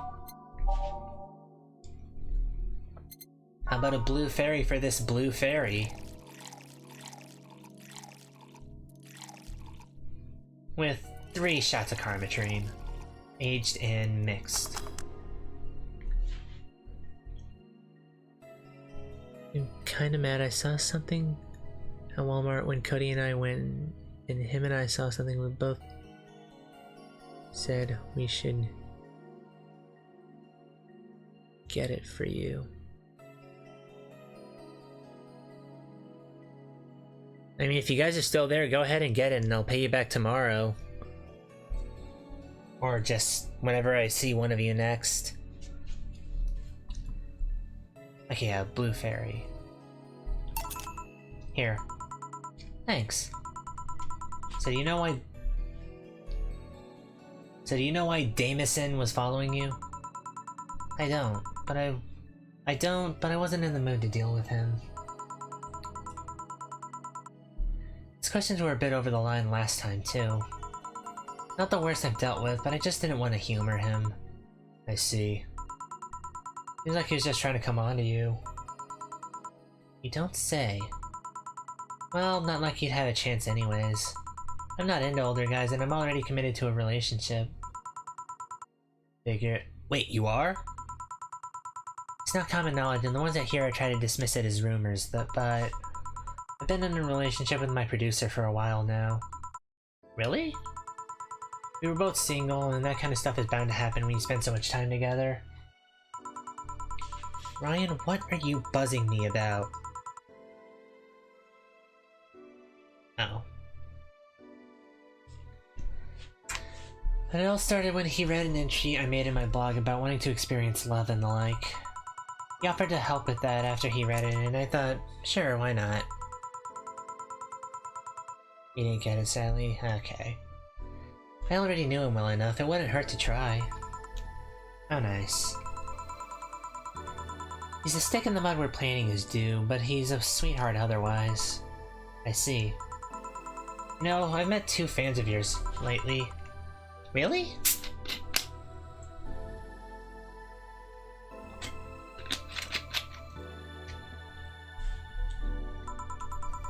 Both of them seemed so excited when they were talking about you. It was amazing.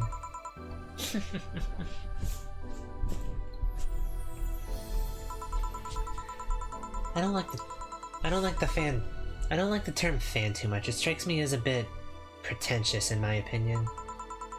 I have many fans doesn't sit so well. I like many people who like my music. Better. Fan evokes an uglier and more pretentious image for me.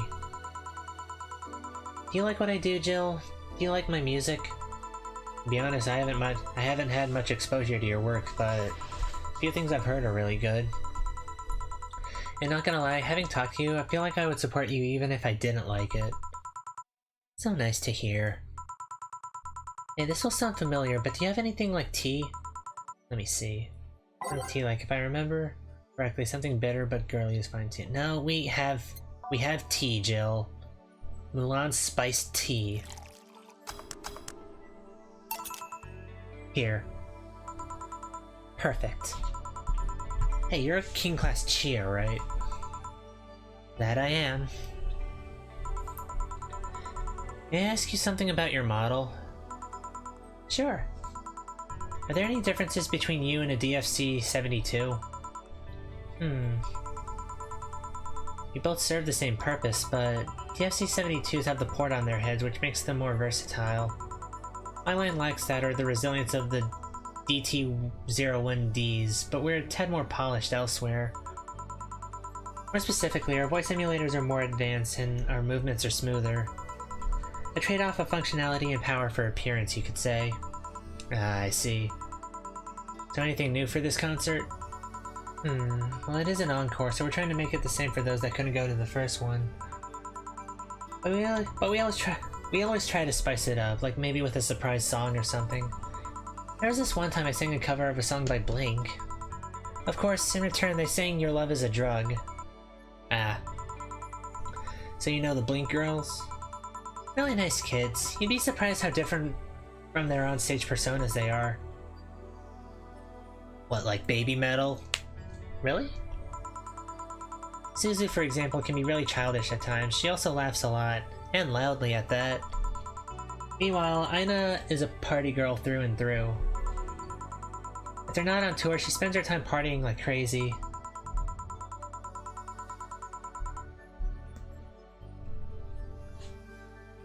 hard to believe. I mean, their image is that of stoic girls with little expression. Almost like living Victorian dolls or something. Well, they wanted to pop out in public. They once told me if we want people to notice us, we have to break the cutesy idol concept. And so they took the opposite route by becoming cool. Oh, so they took the opposite route by becoming cool beauties with melancholic songs? I wouldn't say they went the opposite way. The opposite of cutesy idols would be... The opposite of cutesy idols would be unkempt, tone-deaf girls spewing vitriol and hate. True, I guess. Well, I've gotta go, but let's have a Sparkle Star first. Sparkle Star for Miss Idol.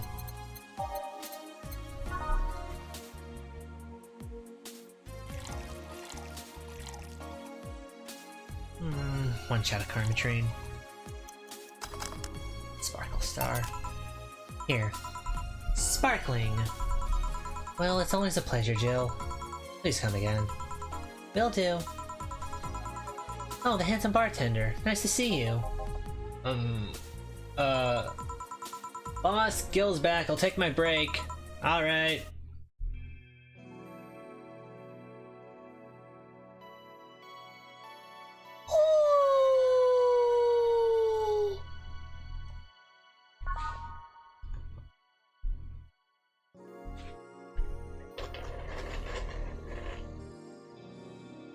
I still want to know what this thing is that Stella has in her hand.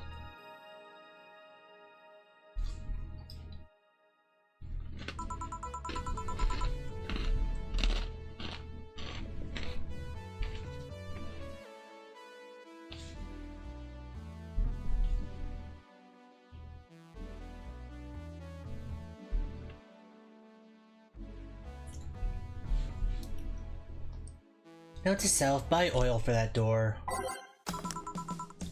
Alright then. Gil, you're in my spot, please. No, sorry. Also, you're cleaning one of Boss's chicken buckets. Your boss asked you to do that? If I told you she did, would you believe me? Without a doubt. Let's go with that then. Right. Greetings. Ah, Stella, what can I get for you? I'll go with the Bleeding Jane today.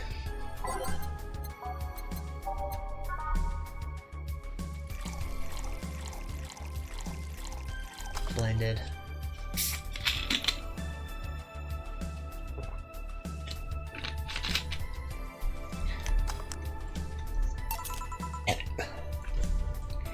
Here you go. Thank you. What brought you here today? Waiting for Say? I came by myself, actually. I was in the area and stopped to say hi. Oh. It's pretty interesting, though. When I first saw you, I doubted you'd ever come here again. Well, this place is comfortable, I must admit. So quiet and secluded. It's also clean. Really clean. Gull is the one you can owe that to. The guy takes pride in how clean he keeps things around here. If you ever need cleaning staff, he's a nice pick. Really?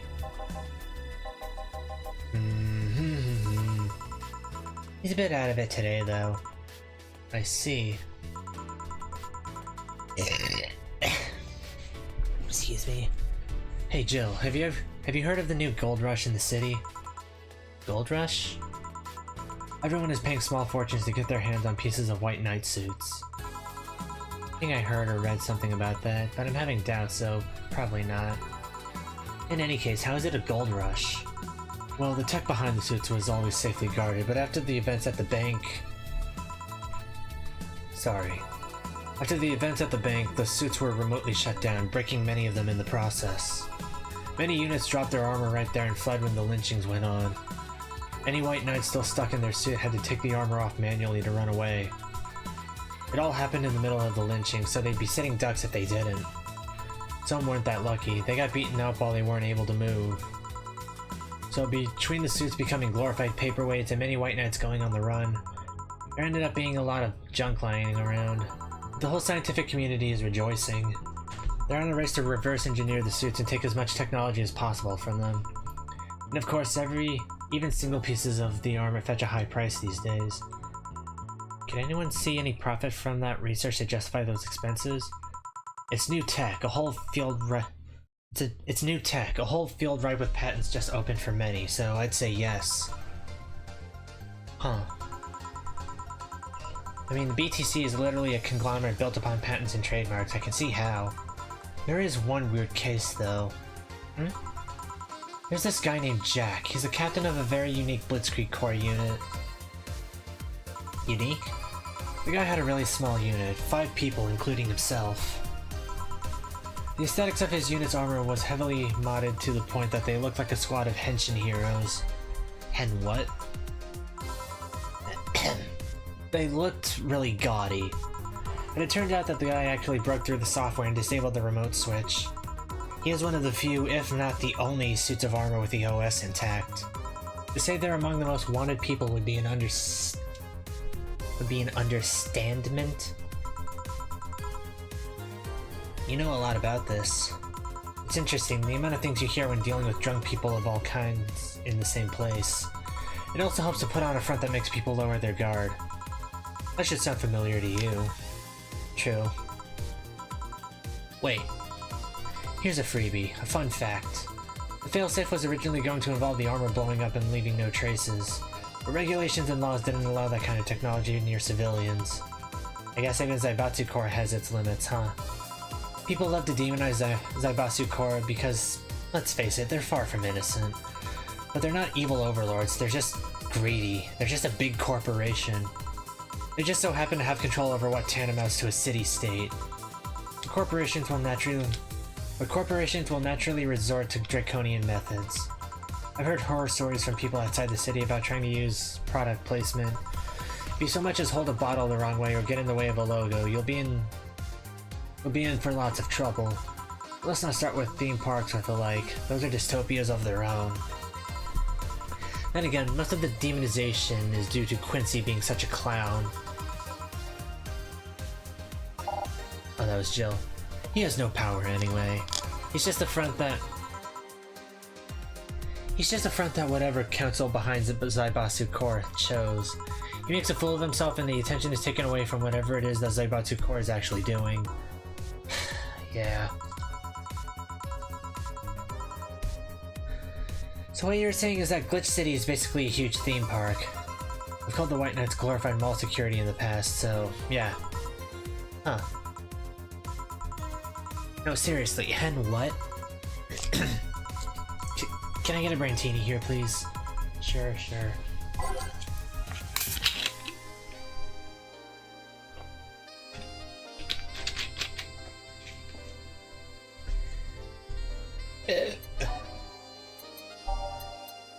Well, you know one of our VIPs is getting a big Brantini.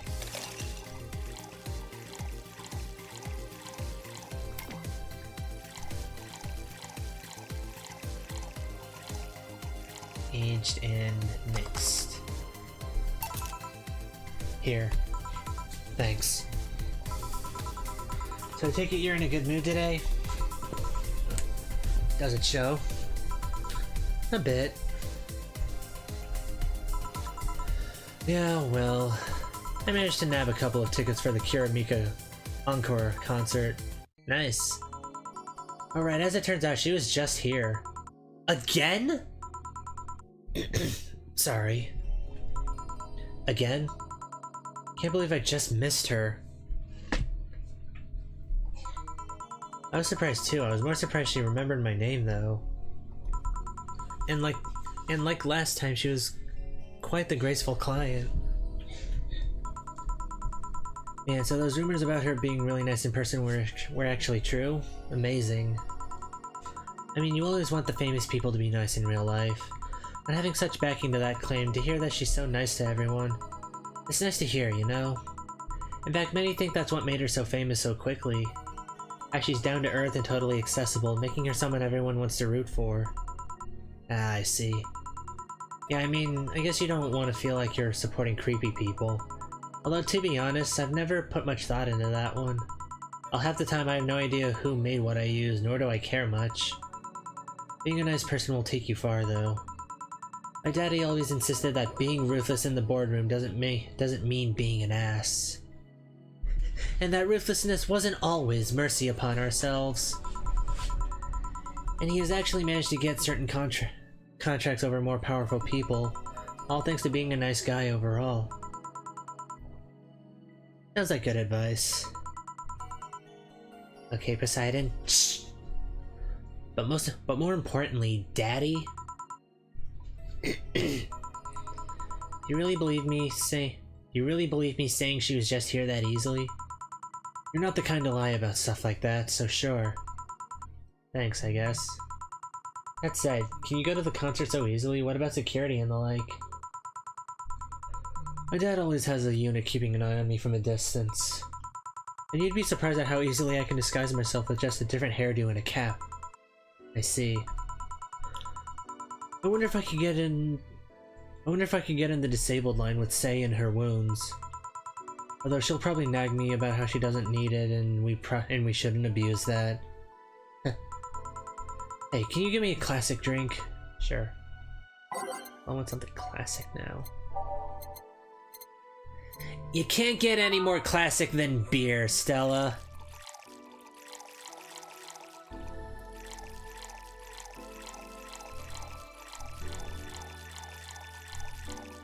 Cocktail mixer's ice. The snack's real nice. Here. Thank you. Do you have any servants around the house, Stella? I do, but they've been with us for so long they're pretty much family. My dad has always said that if you earn someone's trust, they'll gleefully work for you and everyone wins. Look, you'll get a kick out of that.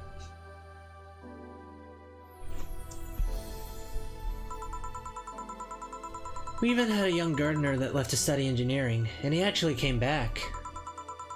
He always comes back. He still comes by every weekend to tend the plants. Man, that sounds nice. Let me know if you're ever in the need of a job. I might find you something. Thanks for the offer. Okay, William Afton, shut!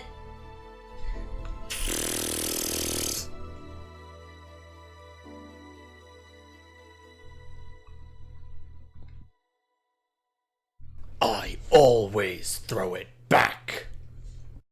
Wait. I just realized something's off with the whole tech gold rush story. What would it be? Wouldn't all that tech be patented anyways? I get trying to crack it in the first place, but... That would be true if the tech was patented in the first place. It isn't? Zaibatsu have been so paranoid about making the White Knights untouchable that they never patented anything. Patent would be in a database that someone could hack and retrieve valuable info from. Not to mention they've been using tech from other companies without any authorization. And no patent registry in their right mind would approve of that global shutdown signal. Let alone how it immobilized everyone still inside one of those suits. So the ones that were upholding the law did so using suits that are by all means illegal. The irony runs deep, wouldn't you say? Why do it though? When you have so much money, you start thinking you can screw around with the rules.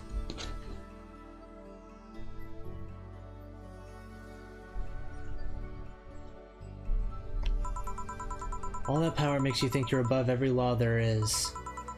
And this city is what happens when those with money start making the rules. I'm curious though, have you ever covered up any fuck-ups by using money? I think we've all done things we're not too proud of at some point of our lives. Well, Jill, I gotta go. Always a pleasure. Please come again. Ah, Alma. No, hello? You're pretty insistent on that one, aren't you? It's basic courtesy, something I will fight to uphold. First the greeting stop, then saying please and thanks stop, and before you know it, boom, total anarchy. You're exaggerating. I'm not. In fact, I'll go through that door again, and I expect you to properly greet me this time. Fine. Hello, Jill. Once upon a midnight jury, while I pondered weak and weary. Huh? Over many a quaint and curious volume of forgotten lore. While I nodded, nearly napping, suddenly there became a tapping, as of one gently rapping at my chamber door. "'Tis some visitor," I muttered, tapping at my chamber door. "Only this, and nothing more." You overdid it. You totally overdid it. Quoth the bartender, "I did not." So, you like poetry? I had a phase. Can I get you something? Let's start with the big cobalt velvet. Sure. A big cobalt velvet for Alma. I think we've made our rent at this point. Cobalt velvet. 1, 2, 3, 4. 1, 2, 3, 4, 5, 6. 10 Karmatrine.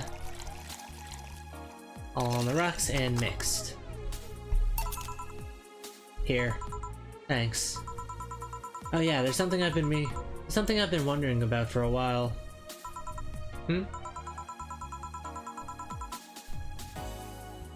Does the name Shadowmaster 69's Chronicles ring any bells? Wow, you went pale. No, the name doesn't ring any bells. May 22nd. Today my daily card readings told me I'd meet great change thanks to an old man. My biology teacher told me I'd been picked for an inter-school contest with my latest essay. I just knew a scientific theory on the idea of auras was as revolutionary as I thought. Soon I'll bring the world into the occult science singularity. Later entries don't seem to have gone that well, though. Mentions of being laughed at, being lectured on why the essay was wrong. Jill? I made sure to delete that blog. No evidence should be left. I can think of at least 6 different sources off the top of my head that all had that stuff archived. Why? Why? Sheesh, relax. It's not that bad. What do you mean it's not that bad? Don't you realize how embarrassing it all is? We've all been young, Jill. Relax. It's not like you're still like that nowadays. That would have been embarrassing. You're not still like that, right? God, no. I gave up on the whole occult stuff. It's just that remembering all that stuff is... I don't know. I like the way you looked. All dressed in black with the rare accessory popping out thanks to the colors. I mean, at least you had the decency to use makeup and take care of yourself. So you have a pick. Oh god, you have a fucking pick. Why do you do this to me? Why do you dig out the sins of my past? I was bored. Last Friday, I had to take my mind off the whole Diana thing, so I ran a small background check on you. Simple stuff, just checking past internet activity. Please don't run background checks like that. I just used a search engine, you know, I didn't request documents or anything. What led you to the page? You do realize your main mail account everywhere is still the one you used back then, right? Like I said, relax. You were obsessed with occultism, I wanted to kiss You were obsessed with occultism, I wanted to kiss all the boys. And I kinda almost accomplished that in middle school, which still sort of haunts me today. Never underestimate the lengths old classmates will go to track you down. Especially if they think you're still the girl that kissed them for fun and they're lonely to boot. We all have things we're not too proud of as adults. Now I know how criminals feel when evidence gets used against them. I have to ask though, why the 69? It was supposed to be 6-9. It's supposed to be 6-9, not 69, like in reference to both the lovers and the hermit. I was convinced it meant wise choices.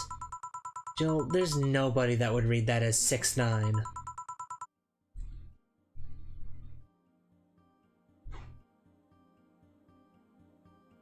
Does this game realize how ahead of its time it is?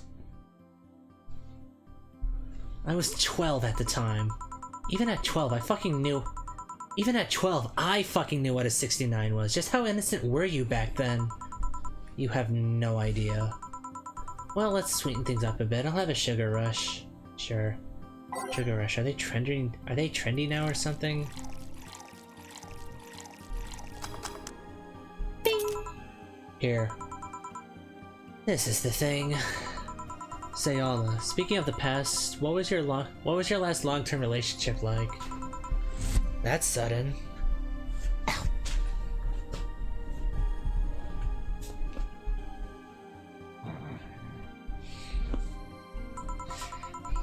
You dug through my past, I've earned the right to dig through yours. Fine, fine. Long-lasting relationships, huh? Romantic ones, I'm guessing. Yep. Well, I've had about 4 boyfriends I'd describe as such, that I've introduced to my family and all. The first one was in high school. I broke up with him because he cheated on me. I remember the other girl trying to pick a fight and me just saying, "Keep the fucker."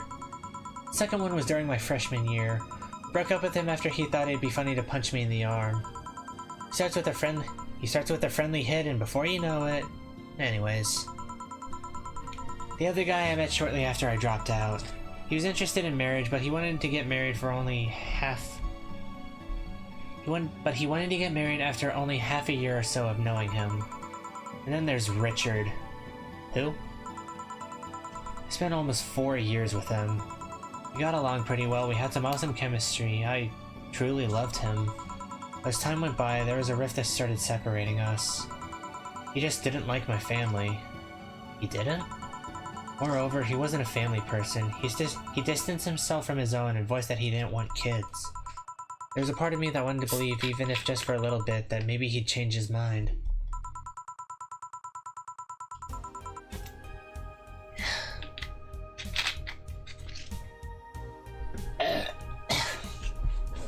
But as much as I loved him, that one detail brought a growing gap between us. And at one point I just had to break up with him. But I'm not here to depress you. Bring me a beer, will you? Sure.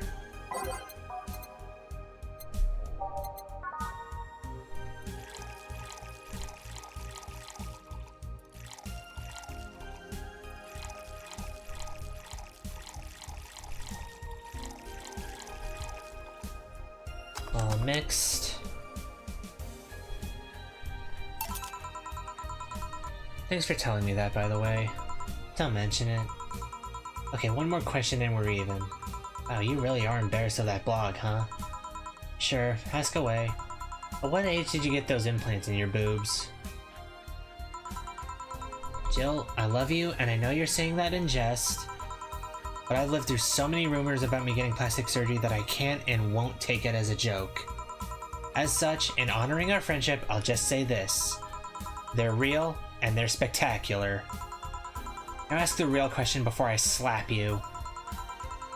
I'll grant you one and only one chance to call me by my full name as a compensation then.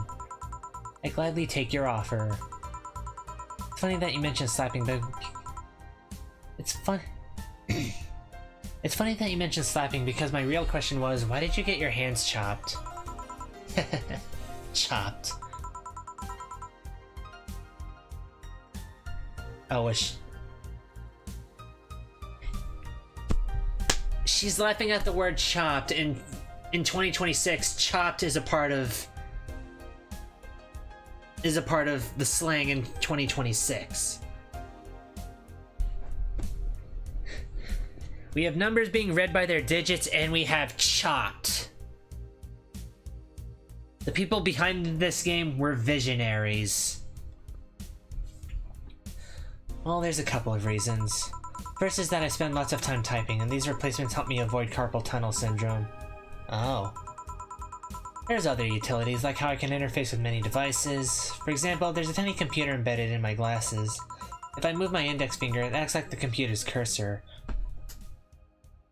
I would kill to have something like that because that sounds super cool. There's lots more, but they're small things that don't sound that impressive when I say it out loud. How did your family take the operation? They took it well enough, except for my mom.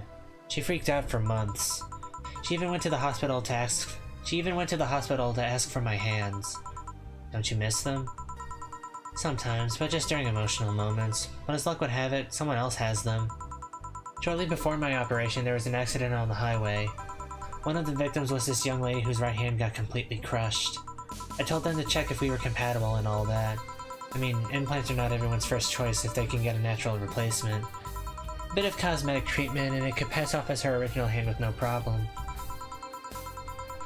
Last I heard we were compatible and the family agreed to the donation. I don't know what became of her, but I hope she's fine. And you didn't tell your mom about that? I didn't want her pestering the poor girl. Oh, are we cool now? Are we even now? Are we? You were pretty pissed about my comment regarding your boobs. Again, I'm sorry, it sounded a lot less rude in my head. Yeah, don't worry about that. Besides, I get to call you Julianne once. Now you don't. Why? You just called me by my full name. Are you serious? One chance and only one chance, and you just used it up. Damn it! Surprise! Hey Alma, this might be a weird tangent, but do you believe in ghosts? Hey. Not particularly, no. Although there was this paper I read once that was quite interesting. Huh? Propose a scenario where nanomachine clusters would leave the body after death, and then acted as a collective hive mind through residual brain waves.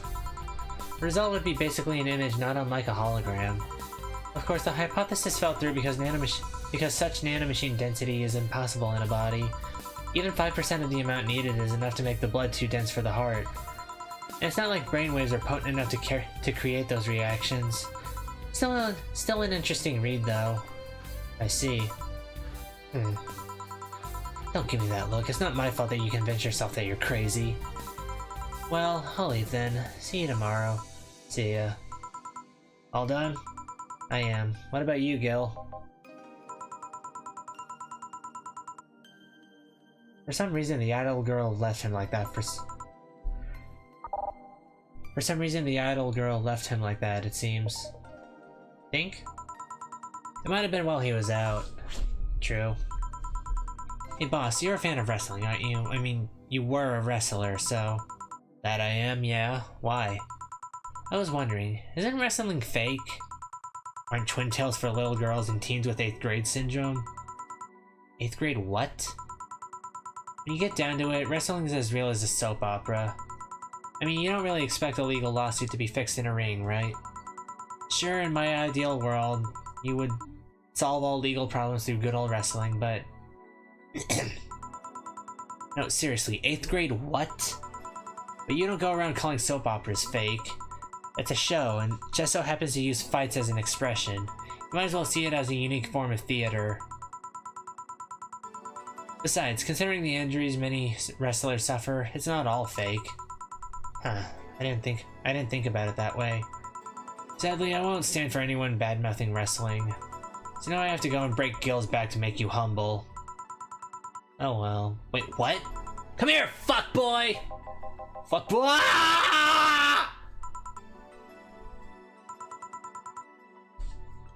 8th grade what? Who'd have thought we'd get a bona fide idol in the bar, and we made our rent with over $1,000 to spare. You were charged with... I feel like an adult. Make sure Jill pays all of her bills. Focus. Make sure Jill doesn't get distracted even once. You were charged with $10,000 for your rent. Have a nice day. Jill will have a roof on her head for another month. The sense of relief will make sure she focuses at work. Have a very nice day. We have a roof over our heads for another month. Yay! And now we deserve a little treat. What do we have?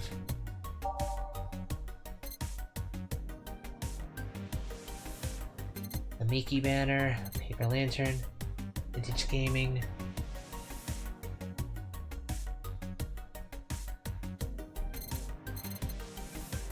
Let's get Jill a gaming console. She deserves it. Okay. Save. Okay. Go to work. Friday, December 30th. Evening.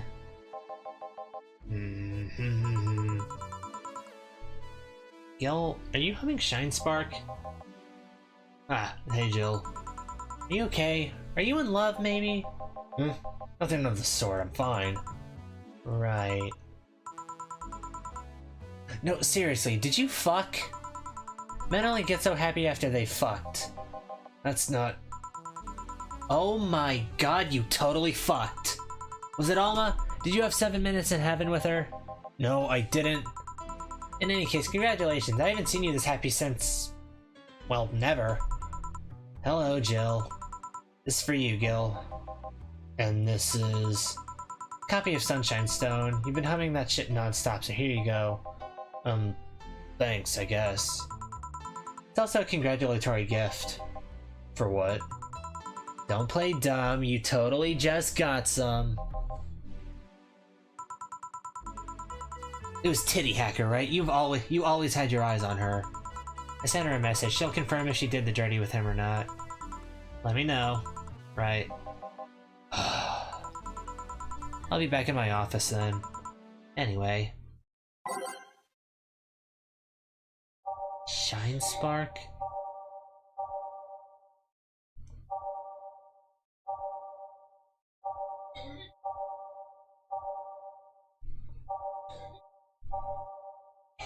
I can't play Shine Spark.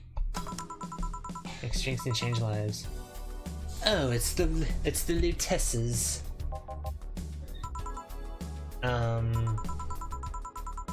You are too happy and you are too Moby. What happened? I was right. Huh? That Laura girl was head over heels for him. I was right on the money. Betty was right and that deserves a beer. And you? I'm fine. A Friday beer for cheerful Betty. Let's give her a big beer to celebrate me not being evicted. 2, 3, 4, 1, 2, 3, 4, 5, 6, 7, 8. For the occasion. Alright. So the girl was actually infatuated with him? You should have seen her screaming from the top of her lungs that she liked him, and him just standing there thinking. Just like that! In retrospect, it was a tad too cliche for my taste. Ugh. Still, I knew she liked him. I was right. I was right. He doesn't seem particularly happy.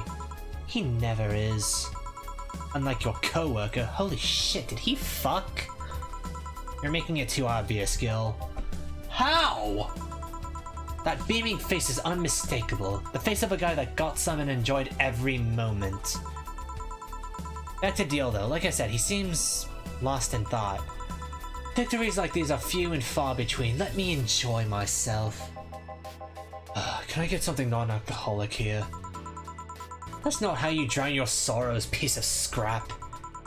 I'll have a Bloom Light. Okay. Bloom Light and something non-alcoholic. Before one aged on the rocks and mixed, and Deal will just get a sugar rush. Here. Thanks. Same. Celebrate all you want, but I'm freaking out here.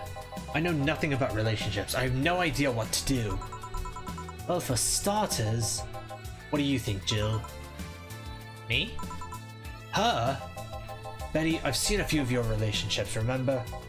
Aside from Veronica, there's Angela, Pamela, Sandra, Rita, Monica, Erica, Tina, Mary, and Jessica. Or should I say, didn't share the bed sheets, snores like a pig, cold feet, shampoo waster, chocolate addict, too religious, fan of the wrong rugby team, teetotaler, and chews with the mouth open. What do you think, Jill? You must be quite the heartbreaker to have so many relationships in a short period of time. I mean about piece of scrap situation. And thank you. I'm not the right person for this. Gil? He's still on fucking Cloud 9. Or is it fucking in Cloud 9? For starters, how do you feel about her? I don't know. I don't know her that well. You could start there. Ask her out sometime, get to know her. Maybe she'll change her mind, maybe you'll change yours. In the end, you lose nothing by... what? I'm just realizing I'm giving love advice to a Lilum, so I don't know how well it applies to you. These things are human and all but... These things are humans in all but organs nowadays anyways. Even if that's the case, it's interesting that she felt that way towards him. Why wouldn't she? This fella is a good catch if I do say so myself. And like I said, humans in all but organs. You've surely encountered Lilum that you sometimes forget are not humans. Well... we live in weird times, but hey, that only makes them more interesting. It's odd going to other cities and not seeing the same integration of Lilum, though. Well, Glitch City is pretty much the cradle of social experiments involving Lilum integration, so... Anyway, just try to get to know her. You'll find out how you feel afterwards. Yeah, I think I'll try that. It's quite the uninspired advice if you ask me. Anything else? Let's commemorate the occasion with a piano man and a piano woman. You start a piano man and piano woman.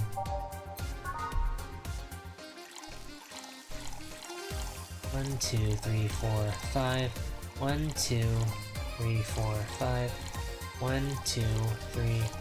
All on the rocks. Mixed. Okay. 1, 2, 3, 4, 5. 1, 2, 3, 4, 5. 1, 2, 1, 2, 3. 1, 2, 3. Age. Mix. Serve. Here. And now we reach a stalemate. I'd normally take the piano man, but I feel there's a symbolic value in taking the woman. Why order like that then?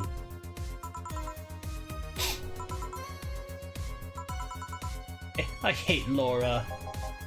You what? She's gonna take you away from me. You're my piece of scrap, not hers. You're mine. Mine! Betty, you don't own me. I'm not one of your many toys. Besides, I can't for the life of me leave you alone. I feel like the moment I let you out of my sight, you'll just crash. That's not a laughing matter. You need someone making sure you aren't kicking people. That's not normal, you know.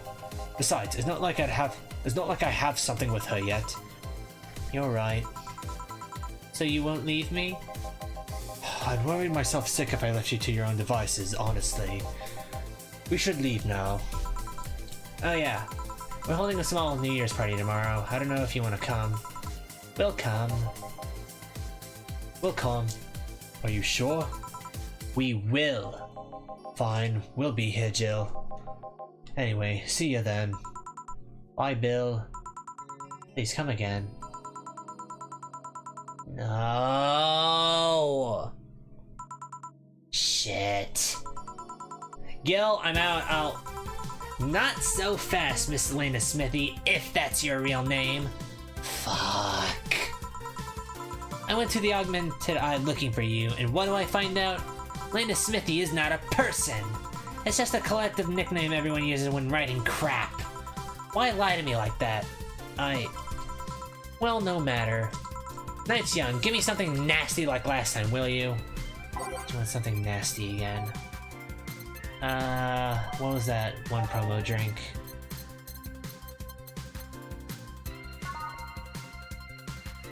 No. This one's unbearable.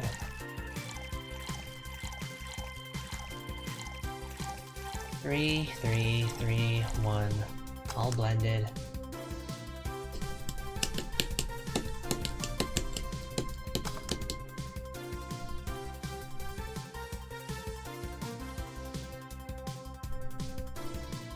Oh, no Flanner guide. 1, 2, 3, 1, 2, 3, 1, 2, 3, 1, and then blend that.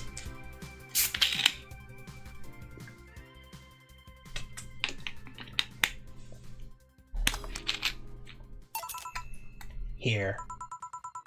This is the... Hold on. It was nasty, alright? Now it's time for me to be a nice person and give you something nice. Huh? It's the second time I'm here, so it's only natural you get your own copy of my theme song. No, thank you. Don't be shy, let me give you one. I mean it. No thank you. Well, too late, it's already in your player. I can't... How in the ever-living fuck did you do it? Magic. That's bullshit. Video editing magic. Did you just hack into the music player? Let's move on, shall we? Yeah, whatever. Hey, weren't there dogs?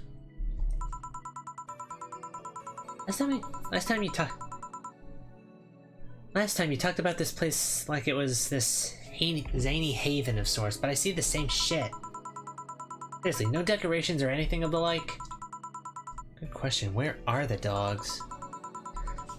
They either haven't paid enough attention to their arrival, or they haven't come. Idols, newspaper managers, talking dogs, and yet this is the same old bar like last time. I might see you for fake advertising, you know. Now that I think about it, maybe boss just donated money to this Sierra thing, and then tricked the dog into coming here as a part-timer for kicks. Oh well, anything interesting lately? I mean, it's not like I miss them, but they should at least show their faces. Hello? Sorry, what did you say? I was asking if there are any new stories. This isn't a newspaper, you know. Or is it a crazy stories on demand streaming service? That's a big fat lie and you know it. Shut up. I said nothing. I meant... So shut that idea up. Yeah, that. I won't. Last time I came here, the viewership peaked for some reason, and I want to find out why. Maybe Pretty Boy over there can tell us the story of who he fucked. He's so distracted he won't even make a retort. Amazing. I guess there's something worth saying, but... Then I want to hear it! Well, Kira Miki came yesterday again. You're shitting me.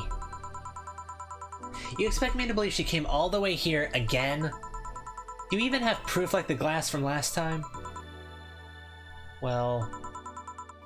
If I may interject... You been listening, boss? The walls are pretty thin. Oh. Anyway, she did. I even took a pic with her. She did what? Let's see. Why? I try to make an appointment with her and she's always busy. But you sit there and she just comes waltzing over? It's not fair. Hey, if I... Oh, that's chill. Hey, if I knew how If I knew how the hell stuff like that happened, I'd share my secrets. I was just as baffled as you are right now.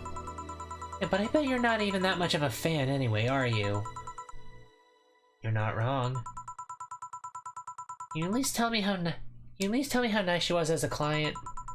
Very graceful client, much like the last time. A really nice girl.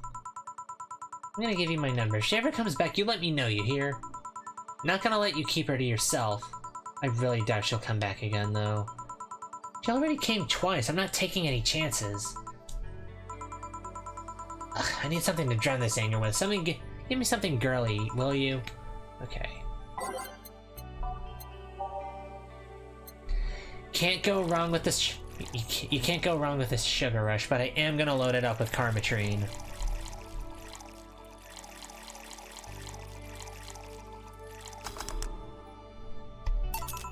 Here. Phew, let's just chill a bit. Still not fair. You know, you're boring today. You're not chatting that much, nor are you doing anything funny. Maybe the whole peak viewership thing is just you. Eh? Moon. Maybe this bar and me both had nothing to do with the spike. Maybe you were just that good. Are you hitting on me? Yeah, I'm not. In fact, I'm trying to get you. In fact, Kinda. Kinda trying, not trying kinda. In fact, I'm kinda trying to get you to leave. Pronto. Don't be so hard on the girl, she's fun. Another nuisance shows up. Joe hates me. It's not hate, it's just... Wait, I'm not having this conversation again. Boring. Hey, you're curious, right? About Fuckboy's partner? Want to know who it was? Do you know? Maybe, maybe not. That maybe not settles it then, not taking any chances. Oh, come on! Bartender, you're making lots of faces there. It's nothing, really. Did 2 bartenders break or something? Should I call the manager? Tech support? Hey, Joe, inner and outer voice, remember? Fuck.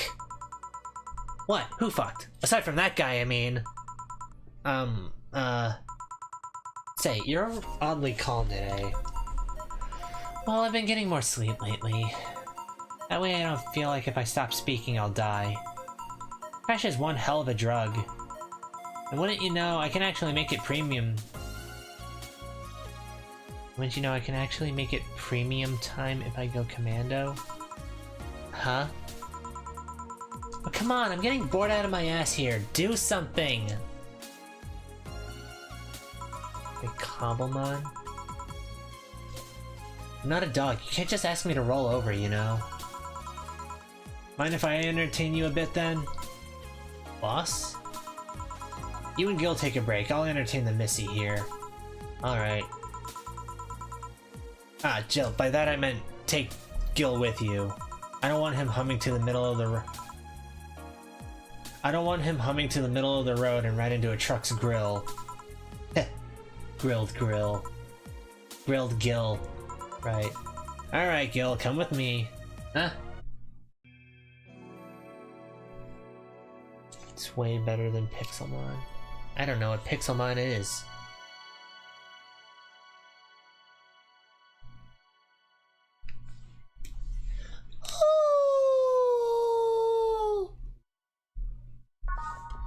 Day 18 break.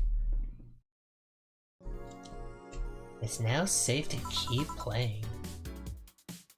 Want one? No thanks, I don't smoke. Alright, I gotta text from Alma.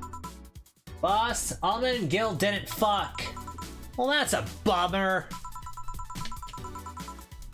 She's sending congratulations your way, though. Tell her I said thanks, I guess. So, who was the lucky girl? So it was a guy? Never thought you swung that way. It wasn't a guy, it was a girl. And you did fuck! I don't feel comfortable talking about that, you know? You don't make things easy for me, though. How so? I mean, you're pretty hard to get close to, you know? You never talk about yourself, you're talkative so long as it doesn't involve you directly. Teasing you is literally the only way I can know to get through to you. You make me sound like some weird loner. You are a weird loner. At least tell me if you enjoyed the night you spent with whoever it was. I did. Good for you. Why are you humming Sunshine Stone so much, though? Well, after that idol girl came yesterday again. Don't tell me... Well, no, because Miki's in a relationship. I looked up her discography and I can't stop humming or listening to them. Right. Oh god, you didn't fuck the idol girl, did you? No, why would that be a problem, though? I don't know, it just feels weird. Well, that's that for the break. Let's go back. Right. Oh, and Gil? Keep in mind what I said about opening up more. I mean it. That way we won't tease you so often. Listening to you say that has to be the weirdest thing I've heard this year. Shut up. Wonder if Alma finds Gil attractive. And that's that. Back.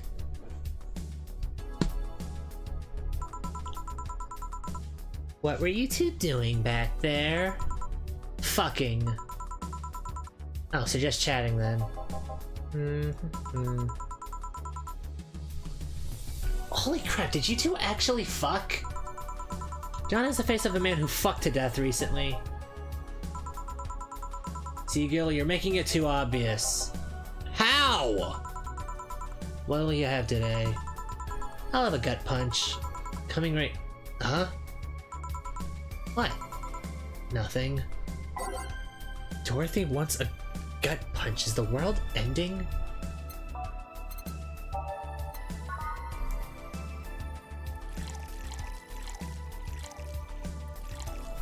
Well, you know what they say? You know what they say, Dorothy. Go big or go home.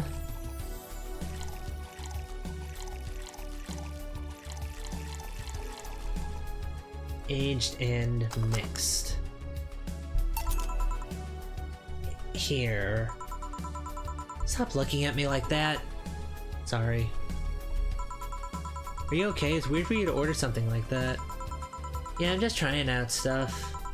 You know Lilim tongues are designed to identify food using the chemical components? So yeah, like Connor from Detroit. Our tongues were designed with the human ones in mind. Okay, that accidentally knocked my Gardettos off. For example, the first flavors that we detect are sour and bitter, just like you guys. Check my personal specs and apparently my sensitivity is set to 1.2235x. That makes me hate those flavors because I feel them harder. Why all that exposition? I mean, I'd lie if I said it wasn't interest. I'd lie if I said I wasn't interested, but why? Well, after last time, I got curious and started checking how many of my systems work in detail. For example, the tips of my fingers are so sensitive to vibrations you can make a seismograph with them. Huh. In checking that, I found that it's all based on how humans work. And that got me thinking about what you said. I mean, for my system to work, humans had to understand how they work. And after all those discoveries, they're not any more or less artificial. Why should I be? I don't know, looking up all that stuff suddenly made me feel real. It's the opposite of what I felt last time. I feel like I'm here right now. Glad to hear that. Alright then, let's try something sweet now.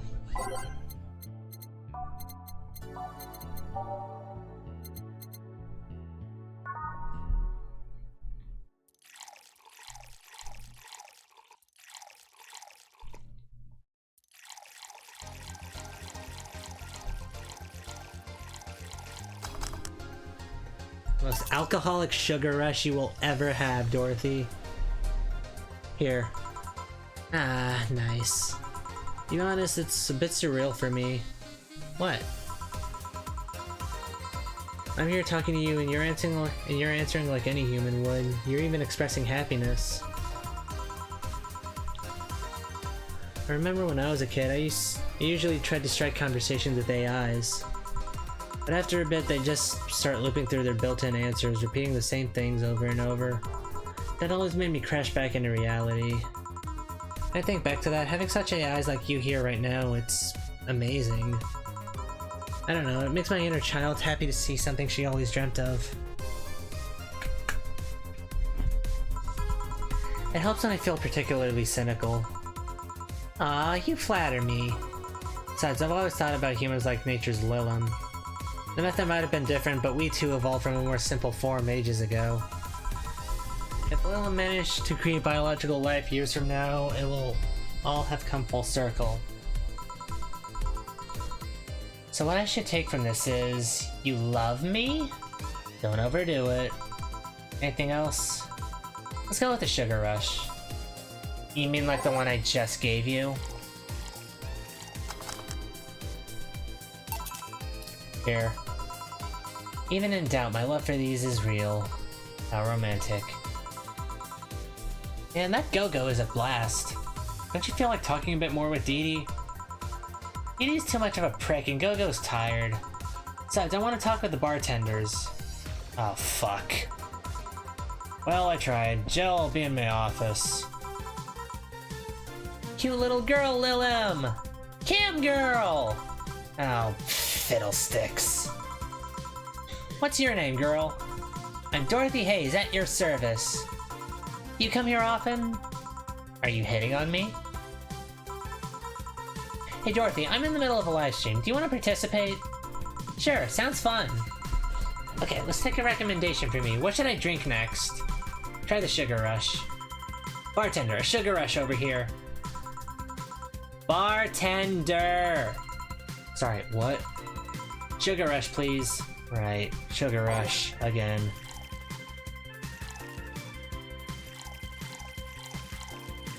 Now, I don't normally condone murder, but I am going to kill you by way of alcohol poisoning, Streamer Chan.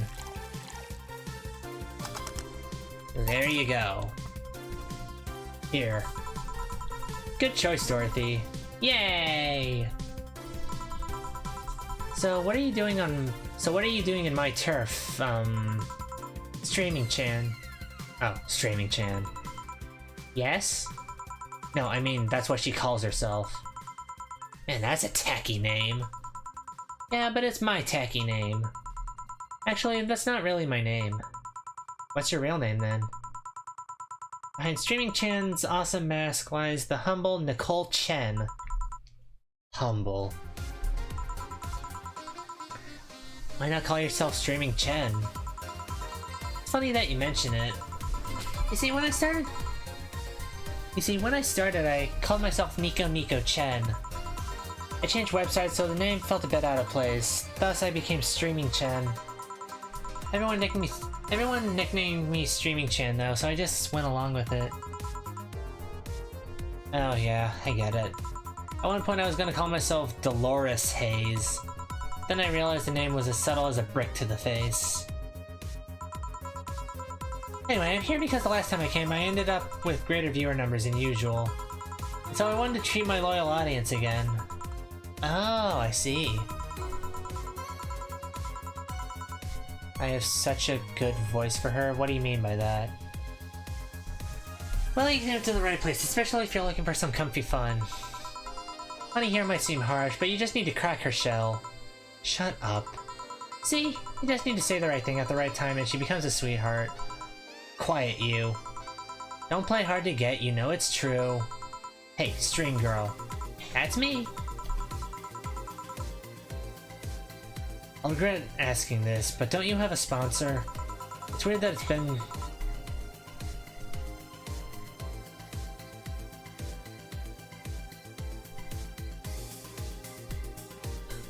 Sorry, I thought I heard something. It's weird that it's been this long without some advertisement. I have, but you see...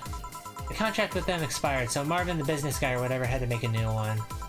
He was gonna send the draft to his lawyer as it had a couple of additions, but, let's say he got too excited with my VR model and the contract became... Ew. Oh, so he used the contract to... Yep, he cut it into a pair of... Ugh. I mean, you'd expect certain principles to be upheld, even in the adult VR industry. I reported him and he got fired, but now they're looking for a new business person thing. Honestly, I think the paper cuts all over his dick are punishment enough. I just can't use it right now, cause me being tubbed.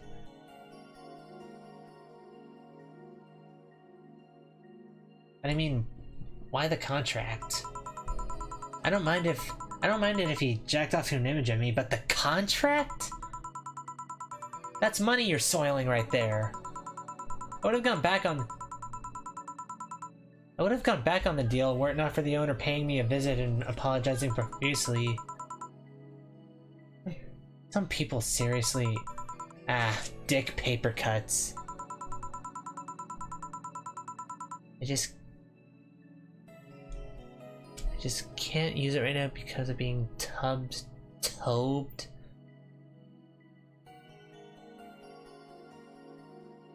I really don't know what you're talking about. I've done enough crazed teacher fantasies to know how they can be a problem.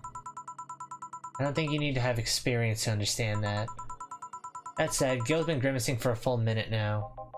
Don't mind me. Huh. So you know, I like you, Dorothy. Why don't we celebrate with beers? My treat. Alright. 2 big beers, honey. I was gonna give you Streaming Chan, I was gonna give you a big beer anyhow, just to try and kill you from alcohol poisoning.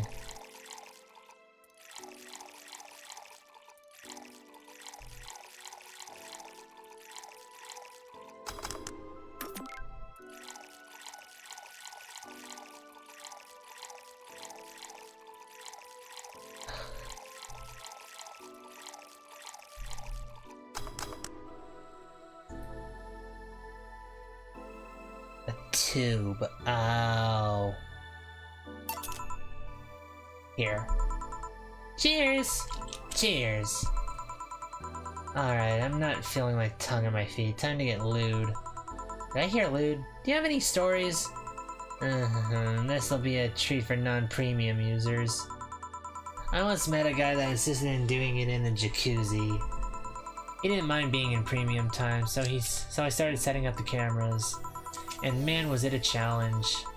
I wasn't just gonna stream over the water. I wanted some underwater action too. What did you do with the bubbles and all? That was the least of the problems. We just turned the jets off. Not only did I have to make a makeshift underwater cover, I also had to keep in mind the heat. Heat isn't good with cameras. Did you try chilling the cam a bit and putting it in a bag with some filling? We made something more convoluted. We took a small cooler, opened a hole for the lens, and sealed it with plastic. I made sure things looked good through the cam and started recording. Threw in some cooling packs and sealed the fuck out of the cooler. Didn't need any weight. Yep, luckily the guy was into bodybuilding, so we used some old dumbbells. It was also ripped as fuck, but that's another story. It was all a success, but it's also the last time I have sex on a jacuzzi. Blood rushing, hot water, felt like I was dying midway through it. Thank God he decided to resume the action out of the water midway through it, or I would have surely died. At least the guy didn't burn himself. What do you mean? Last time I had sex on a jacuzzi, my body got so hot the guy almost burned his dick. I considered investing in a cooling system, but it's so situational and expensive that I'll pass. Besides, those cooling systems require too much maintenance. Wait, I think I should leave, but care to join me in escapades for the rest of the night? Can I plug my services at the end of the night? Sure. And count me in, I've got the perfect stories. Let's be on our way then. Goodbye, bartender. Bye, honey. Well, let's start the story. You see, there was this Mega Santa. Wait, seriously? They left. A pair made in hell. At least they look like they're having fun.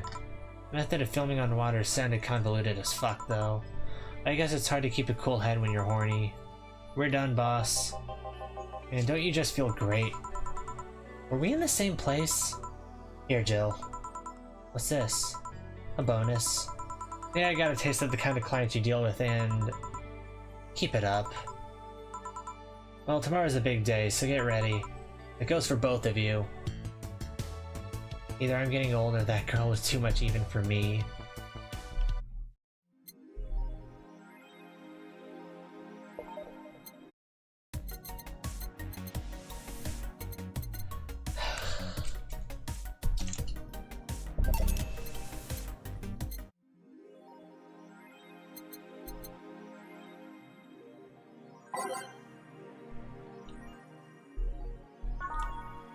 Day 19, room.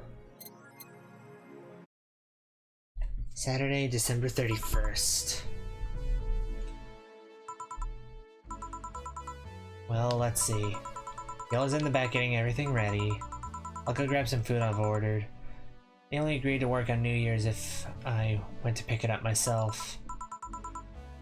Are you alright? I'm scared. Gabby will show up at any minute. Relax, everything will be alright, I can assure you of that. Drink something, maybe that'll cheer you up. Maybe. I'll leave you for a bit, but keep your chin up. If you get through this, I'll give you, I don't know, a hug. Does that work? A hug? A big one, a reward for after everything's said and done. Gotta go, you can do it. Right. Everything's fine. Been avoiding this for all these years, now it's time to face it head on. Yeah, everything's fine. Everything will be better after I talk to Gabby. Boss might even give me a hug. I'm okay. Hello. Gabby. Come in. Excuse me. Welcome to Valhalla. Hey! You talk first. No, well...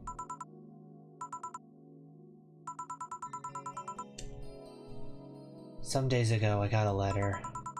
And even odder than getting a letter is the fact that it was from your sister. A what? My sister sent you a letter? That's the first I've heard of it. What did it say? I don't know. I never opened it. At least not until now. Huh? Eepy bird, we're going on 15 hours. I'm very eepy. But this should be the last day. I figured I should read it with you. Yeah, let's do it. Let's read it. Alright then. Sorry.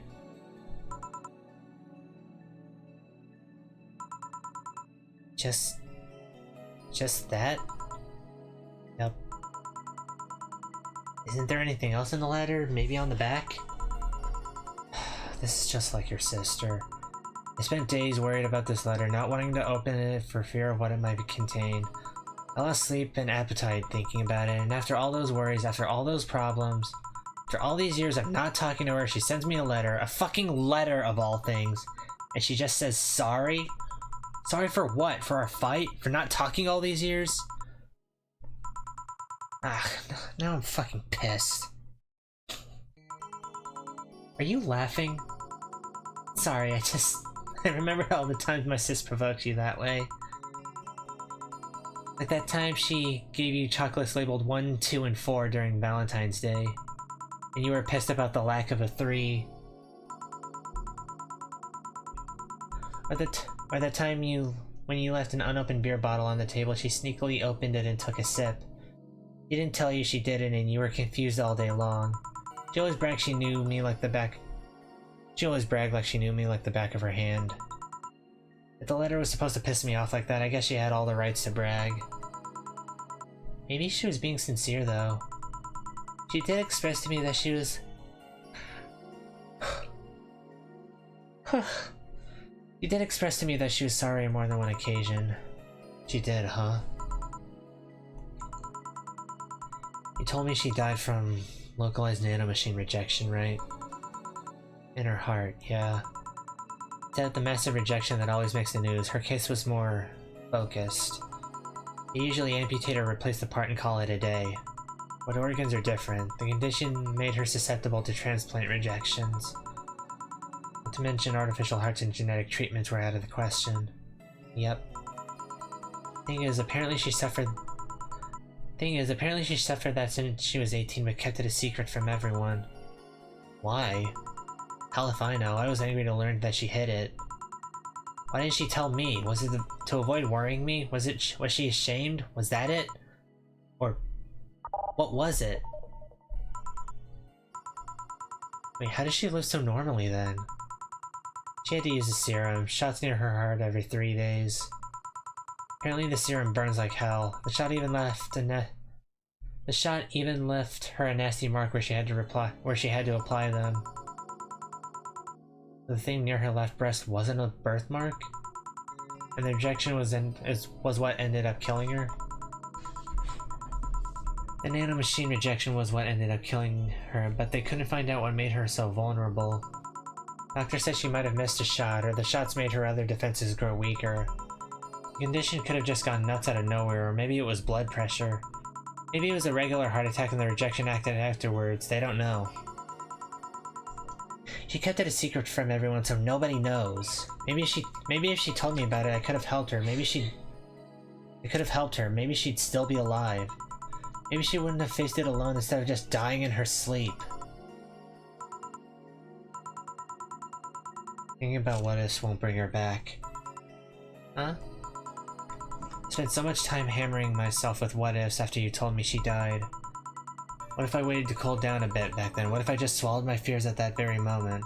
What if I had apologized earlier? What if I had given a chance to the Research Institute thing back then? And the amount just increased threefold after I lashed out at you the other day. But today I realized something. I think such regrets with the dead is a hollow effort. You're alive, you're here. I can make amends with you, but I can't make amends with the dead. I can't apologize to her like I can apologize to you right now. Jill. Lenore, she's resting now. She's just resting after having that heart condition all these years. She didn't have to face it alone though, if only she... So, let's celebrate her life and achievements. If we are to mourn, let's mourn her together. If we are to honor her, let's do it together.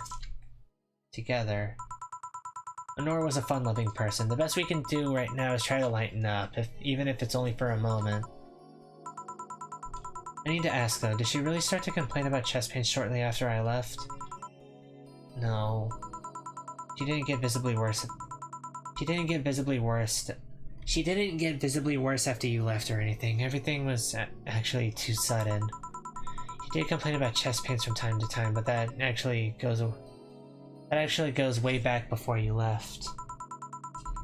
Back then we thought it was just acid reflux or something. Gods, I even blamed her death on you. I was just too angry back then, and part of me wanted to put the blame on someone or something. And you didn't deserve that. I'm sorry.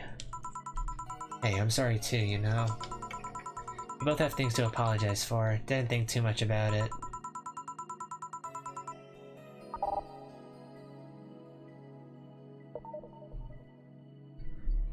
You should have been mature and not shout at you either, so... Let's just call all that water under the bridge, shall we? You sure? Of course I am. Oh, how did you find me exactly? Huh?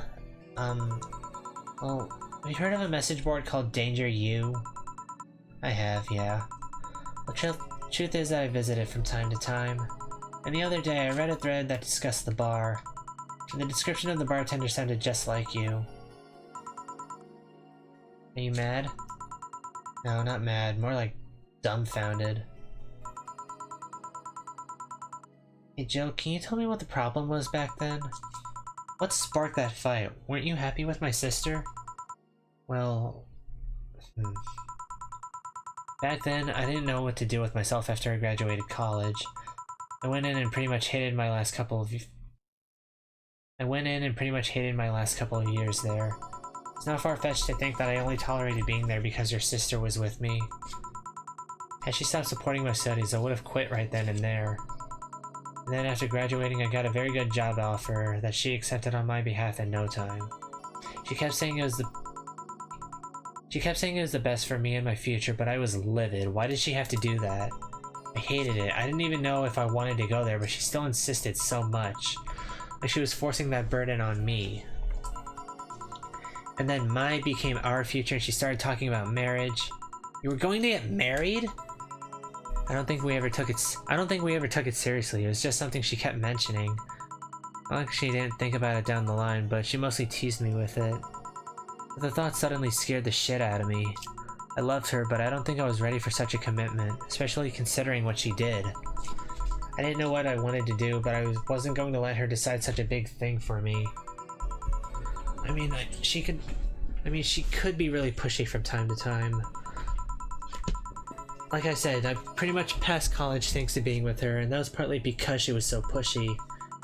Even if she had the best intentions, she could be abrasive from time to time, and it rained down on me at that moment. She took it upon herself to make that choice for me. What would have stopped her once we had gotten married? What if she suddenly decided to craft my life to her What if she suddenly decided to craft my life to her needs after marriage? I knew her. She would do it thinking it was best for me, but what about my freedom, my say on the matter? So that's where you stopped loving Lenore? No. I never stopped loving her, which is why it hurts so much, but you have to understand. I didn't want to wake up 40 years old and working a job I hate. Just out of routine, getting used to it. I wanted a break from everything for a while to put my thoughts in order, regroup myself, think carefully about what to do next. I can understand. I've sometimes felt the same, although I'm not even in college. So that's what led to you two fighting, huh? You know, the word fight makes it sound like we exchanged blows or something. It's all silly when I think back to it, tragically silly. Maybe I was the one who started the fight, getting all defensive about not wanting to take that offer. Perhaps if I didn't overreact to her arguments about wasting this huge opportunity, maybe she wouldn't have lashed out at me this bad. It could have been avoided if I just kept a cool head and talked about that with her. My sister said something like that. Huh? I told you she mentioned on more than one occasion how sorry she was about the whole thing, right? Should have listened to her to the end, but instead I kept pushing her. I should have kept a cool head instead of letting my jealousy take the best of me. It was her offer, not mine. Should have stopped projecting myself so much into her. Something like that. Lenore. We are quite the hotheads. You, me, my sis. You were supposed to be the mature one, you know? Play your role correctly. Why didn't you come back, Jill? Did you end up hating us that much? Did the break include us too? No, it's just that... Remember when your sister was giving a class and you broke a window? And you didn't want to see her for fear of being scolded? Well, my sister wouldn't have scolded you. But I was afraid, dead afraid. Couldn't bring myself to face your sister. But I faced her back then and I was like 7 at the time. Why couldn't you do it? It's not quite the same. And in perspective, no matter what reason I come up with, it will never make sense. Everything sounds very stupid when I look back, you know? Not that it makes things easier. I won't ever get to speak to her ever again, and it feels bad because it's stupid. I swear, you and my sis were meant for one another. We both moved on after all that, but neither had the courage to go back and say you're sorry. And like I said, berating myself over those past mistakes won't bring her back. I miss her so much, though. We were together all the time, always talking about dumb stuff. I wouldn't call my parents useless, but she was the one I could always talk to. I feel her absence every day. Everything is just so quiet now. She was an amazing person.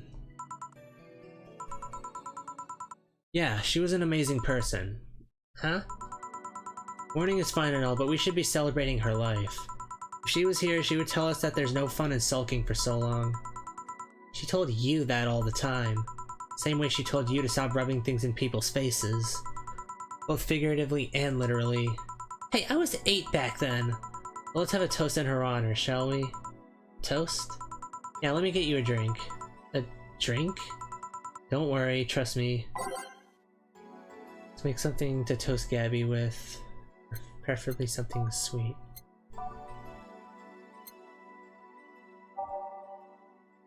I'm just going to operate under the assumption that Gabby is underage, so she's getting a non-alcoholic sugar rush.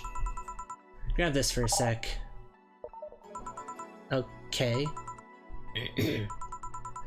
Lenore, I know you're watching this from the beyond. I know you're watching from the beyond right now as I give a drink to your little sister. It's obvious to me now that we both meant to make amends at some point, but we never got around to it. I can't apologize to you anymore, but I can at the very least make you rest easier. So know that I'll look out for Gabby in your absence. I'll make sure Gabby grows into a fine woman just like you were. I'll always be there for her. I'll be sure the little brat doesn't face the same problem you and I had. Hey! Wanna add anything? I'll always miss her. Don't say it to me, say it to her. That's a bit... Come on, just this once. I'll always miss you, sis. Sis. Sis, you idiot. Why did you keep that secret for so long? Idiot. Idiot. Okay, yeah. If this was in Japanese, she would be the kind to scream baka baka baka baka baka baka baka. I always told you everything. Wasn't I enough, you idiotic idiot? Ugh. Hey, Jill, promise me you won't be like that knucklehead, that you won't keep stuff like that to yourself. Only if you promise the same to me. And promise me we won't fight. I can't do that. Huh? You and I are both too thick-headed. Sooner or later we'll clash on some opinion. But what I can promise is that I won't run away like last time. We'll both cool off and talk it over like the adults we are. I'm not an adult. So I made the right call giving you a non-alcoholic sugar rush. Good. Let's face it, you've been more mature than I have. Hey, did you mean what you said? That you'll look after me?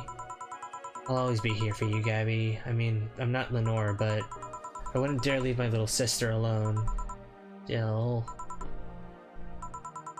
Hey, wasn't this a toast? Right. For Lenore, faithful sister and girlfriend. Cheers. So... about this drink. Can I drink it? If you like it, take a sip. It's not bad. Why not drink it then? You're with an adult. You might as well break the alcohol taboo here and now. Jill, we didn't put any Karmatrine in there. She's getting your equivalent of a Shirley Temple. Now that I think back to it, didn't your sister give you beer once as a prank? Oh yeah, that. It was April Fool's. I should have known better when she offered me apple soda. I put bubblegum on the soles of all her shoes in retaliation. She walked funny, and my jaw hurt for the rest of the day. Yeah, but did you know you got my drink that time? Huh? She gave me a beer and it turned out to be apple soda. Oh. Did you get back at her? Oh, that was Gabby. Did you get back at her? Well... why did the TV cut out? I did hide all the dildos in the house that night, only to find out she knew how to use a cucumber. As a follow-up, she used that same cucumber in a salad days later. She said, "So, do you like eating me for lunch?" Jill? I'll tell you when you're older. Or never at all. Hey, Gabby, do your parents know you're here? They think I'm at Clary's, actually. Who? Oh, she's my best friend at school. And this Clary knows you're using her as an excuse, right? Of course, how would she cover for me otherwise? True. Will you go to her house afterwards? To be honest, I didn't think that far. Maybe I will. I do live in another district, but Clary doesn't live close by, so... Well, it can't be helped. I live nearby and the streets aren't exactly safe at night. Why not stay with me tonight? Are you sure? I don't live in a mansion, but I'd say it's comfy enough, at least to spend the night. Sure, I'd love to stay with you. Great. Hey, does your dad still have that bakery? His bread was really good. Yep, he opened a second branch last year. So he's looking to expand? I think he got into a partnership with a friend in Motor District. The guy saw an opportunity after realizing Motor District has almost no bakeries. I still remember when your sister introduced me to him. He started shouting, "I knew it! I fucking knew you were a lesbian! Mark 1 for daddy!" I think he had this bet with an acquaintance of his ever since my sister was 12 years old or so. Dad said sis was into girls, the acquaintance didn't believe him. He bet a beer on whether he was right or not. That beer bottle is still in the fridge, it's even labeled Sweet Victory. Your mom and Lenore never made up, did they? I guess that one wasn't as simple as the said one too many things argument. Mom was always obsessed with high society, and in her circle of friends, a lesbian daughter was a no-no. I'm still on my sister's side for that one, though. Mom didn't reject her because she herself was homophobic. She did it because her friends were. To Mom, the opinion of her circle of friends was worth more than her own daughter.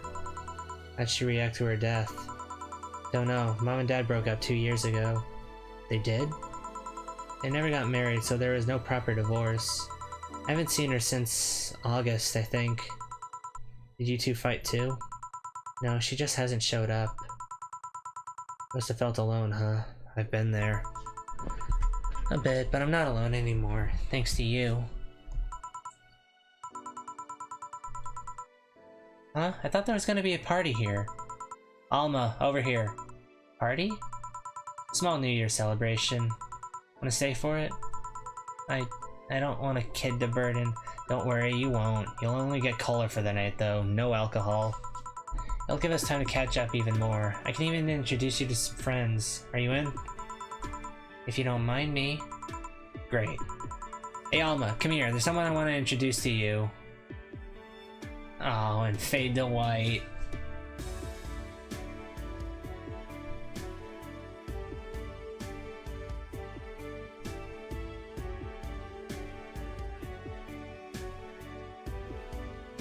Valhalla, cyberpunk bartender action.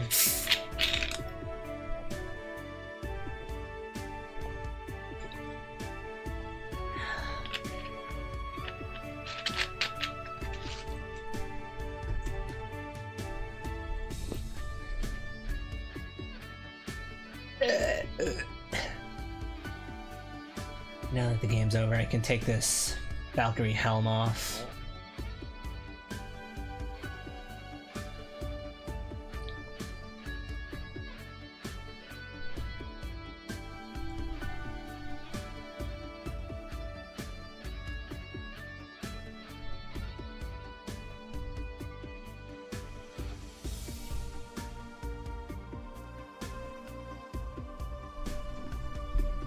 Okay, while the credits are rolling, I'm gonna go to the bathroom one more time.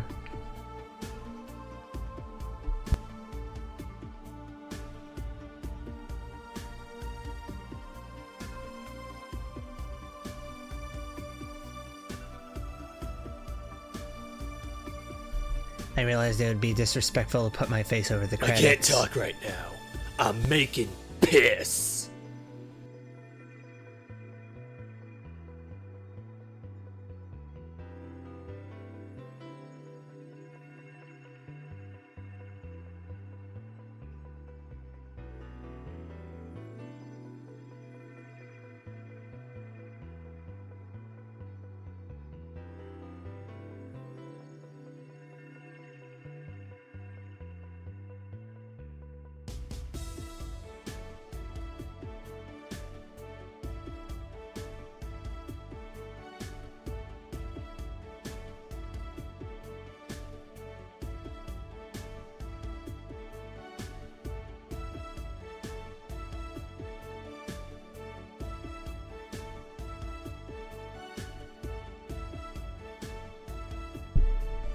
Okay, I'm back.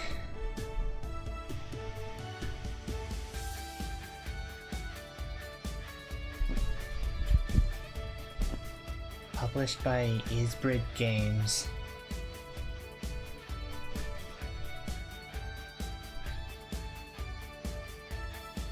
Did you have fun?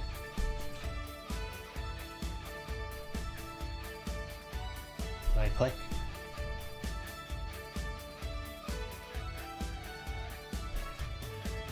Yeah, but I also got to meet a cat boomer. Why did your boss hug you, though? Was this? She's that kind of person. Now let's sleep. You were dozing off back there. Oh, is this Jill and Gabby?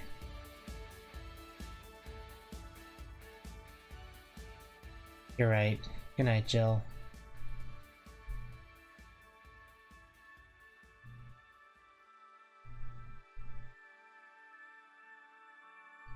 We'll play some more tomorrow. Good night.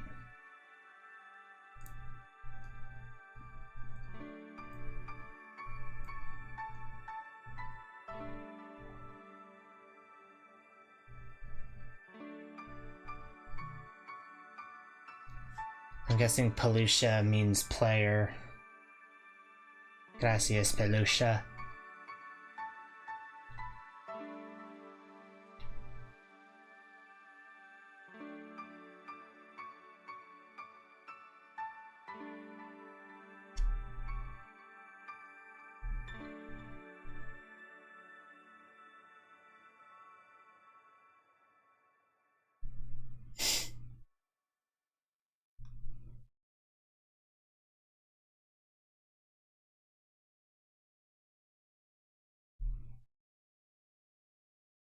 February 25th?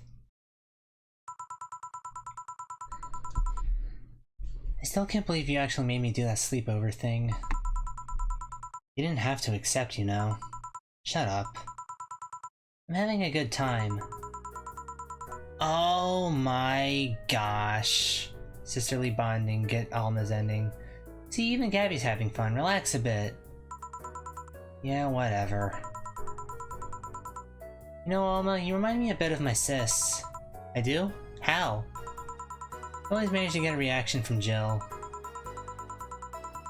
Sis always said that Jill acknowledging your presence is the best way to know she likes you. You're talking too much, Gabby. Aww. It's different with you, though. With my sis, Jill was more frustrated. Like this one time where she bought her a shirt that... You're talking too much, little girl. A shirt with what? A shirt that had a pic of a cucumber on it. Cucumber? Ow! Just what are you doing with my hair? Sorry, it got stuck in one of my fingers. Seriously. I'm a bit like Lenore then? No, you just remind me of her a bit. Moreover, my sister wasn't as ass.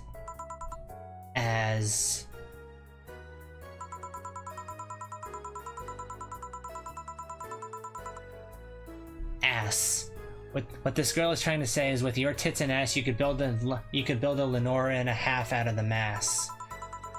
That just means there's enough to share with both of you. Share? You're talking too much, Alma. August 27th? I guess this is where we part ways, huh? Sadly, I'm bound to this city. I could only falsify my identity effectively around here. I really want to thank you, Chief, for this second chance you gave me. If we ever cross paths again, I get to the good ending, and now for something completely different. Gil, we're leaving for like a week and a half or something. Don't be so dramatic. But and you're taking care of my apartment. We will cross paths because I live there. The time you spent setting up a useless farewell could be used asking me things about the place. Like where the switches and valves are. But I already know, they're in that control panel you made. But I like talking about that control panel, I'm proud of it! Speaking of obsessive likes, Jill, stop calling Armitage. She'll take care of your 4-ball just fine. I'm not worried about him, I'm worried about me. I've never been away from 4 for this long. I don't know what I'll do. You'll do just fine. You did plenty well for at least 25 years before finding him. Yes, but we're leaving! Oh yeah, before I forget, I'll let you a box of condoms on the first drawer of the desk, Gil. You what? You what? Hey, if he wants to bring his new girlfriend or whatever here, I want him to be ready. Oh, but just one condition. If you're gonna fuck like rabbits, stay away from my room. I have too many pics of my Emoto there, and I don't want their eyes... I have too many pics of my Emoto there, and I don't want their eyes soiled. Emo who? Little sister. Then just say little sister. Yeah, whatever. First stop, Panama. Please come again and thank you for playing. Here you can now save heart data. Loading heart data from the title screen or bar will let you start over from day 1 while keeping all your items and money. Thank you for playing.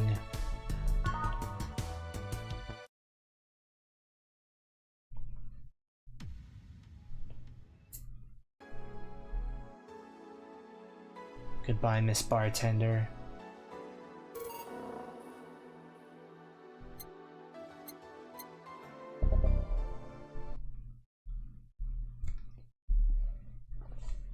Okay.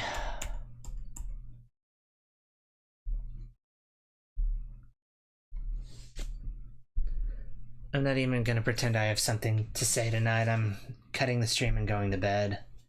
See you next week, Ryan. It was fun.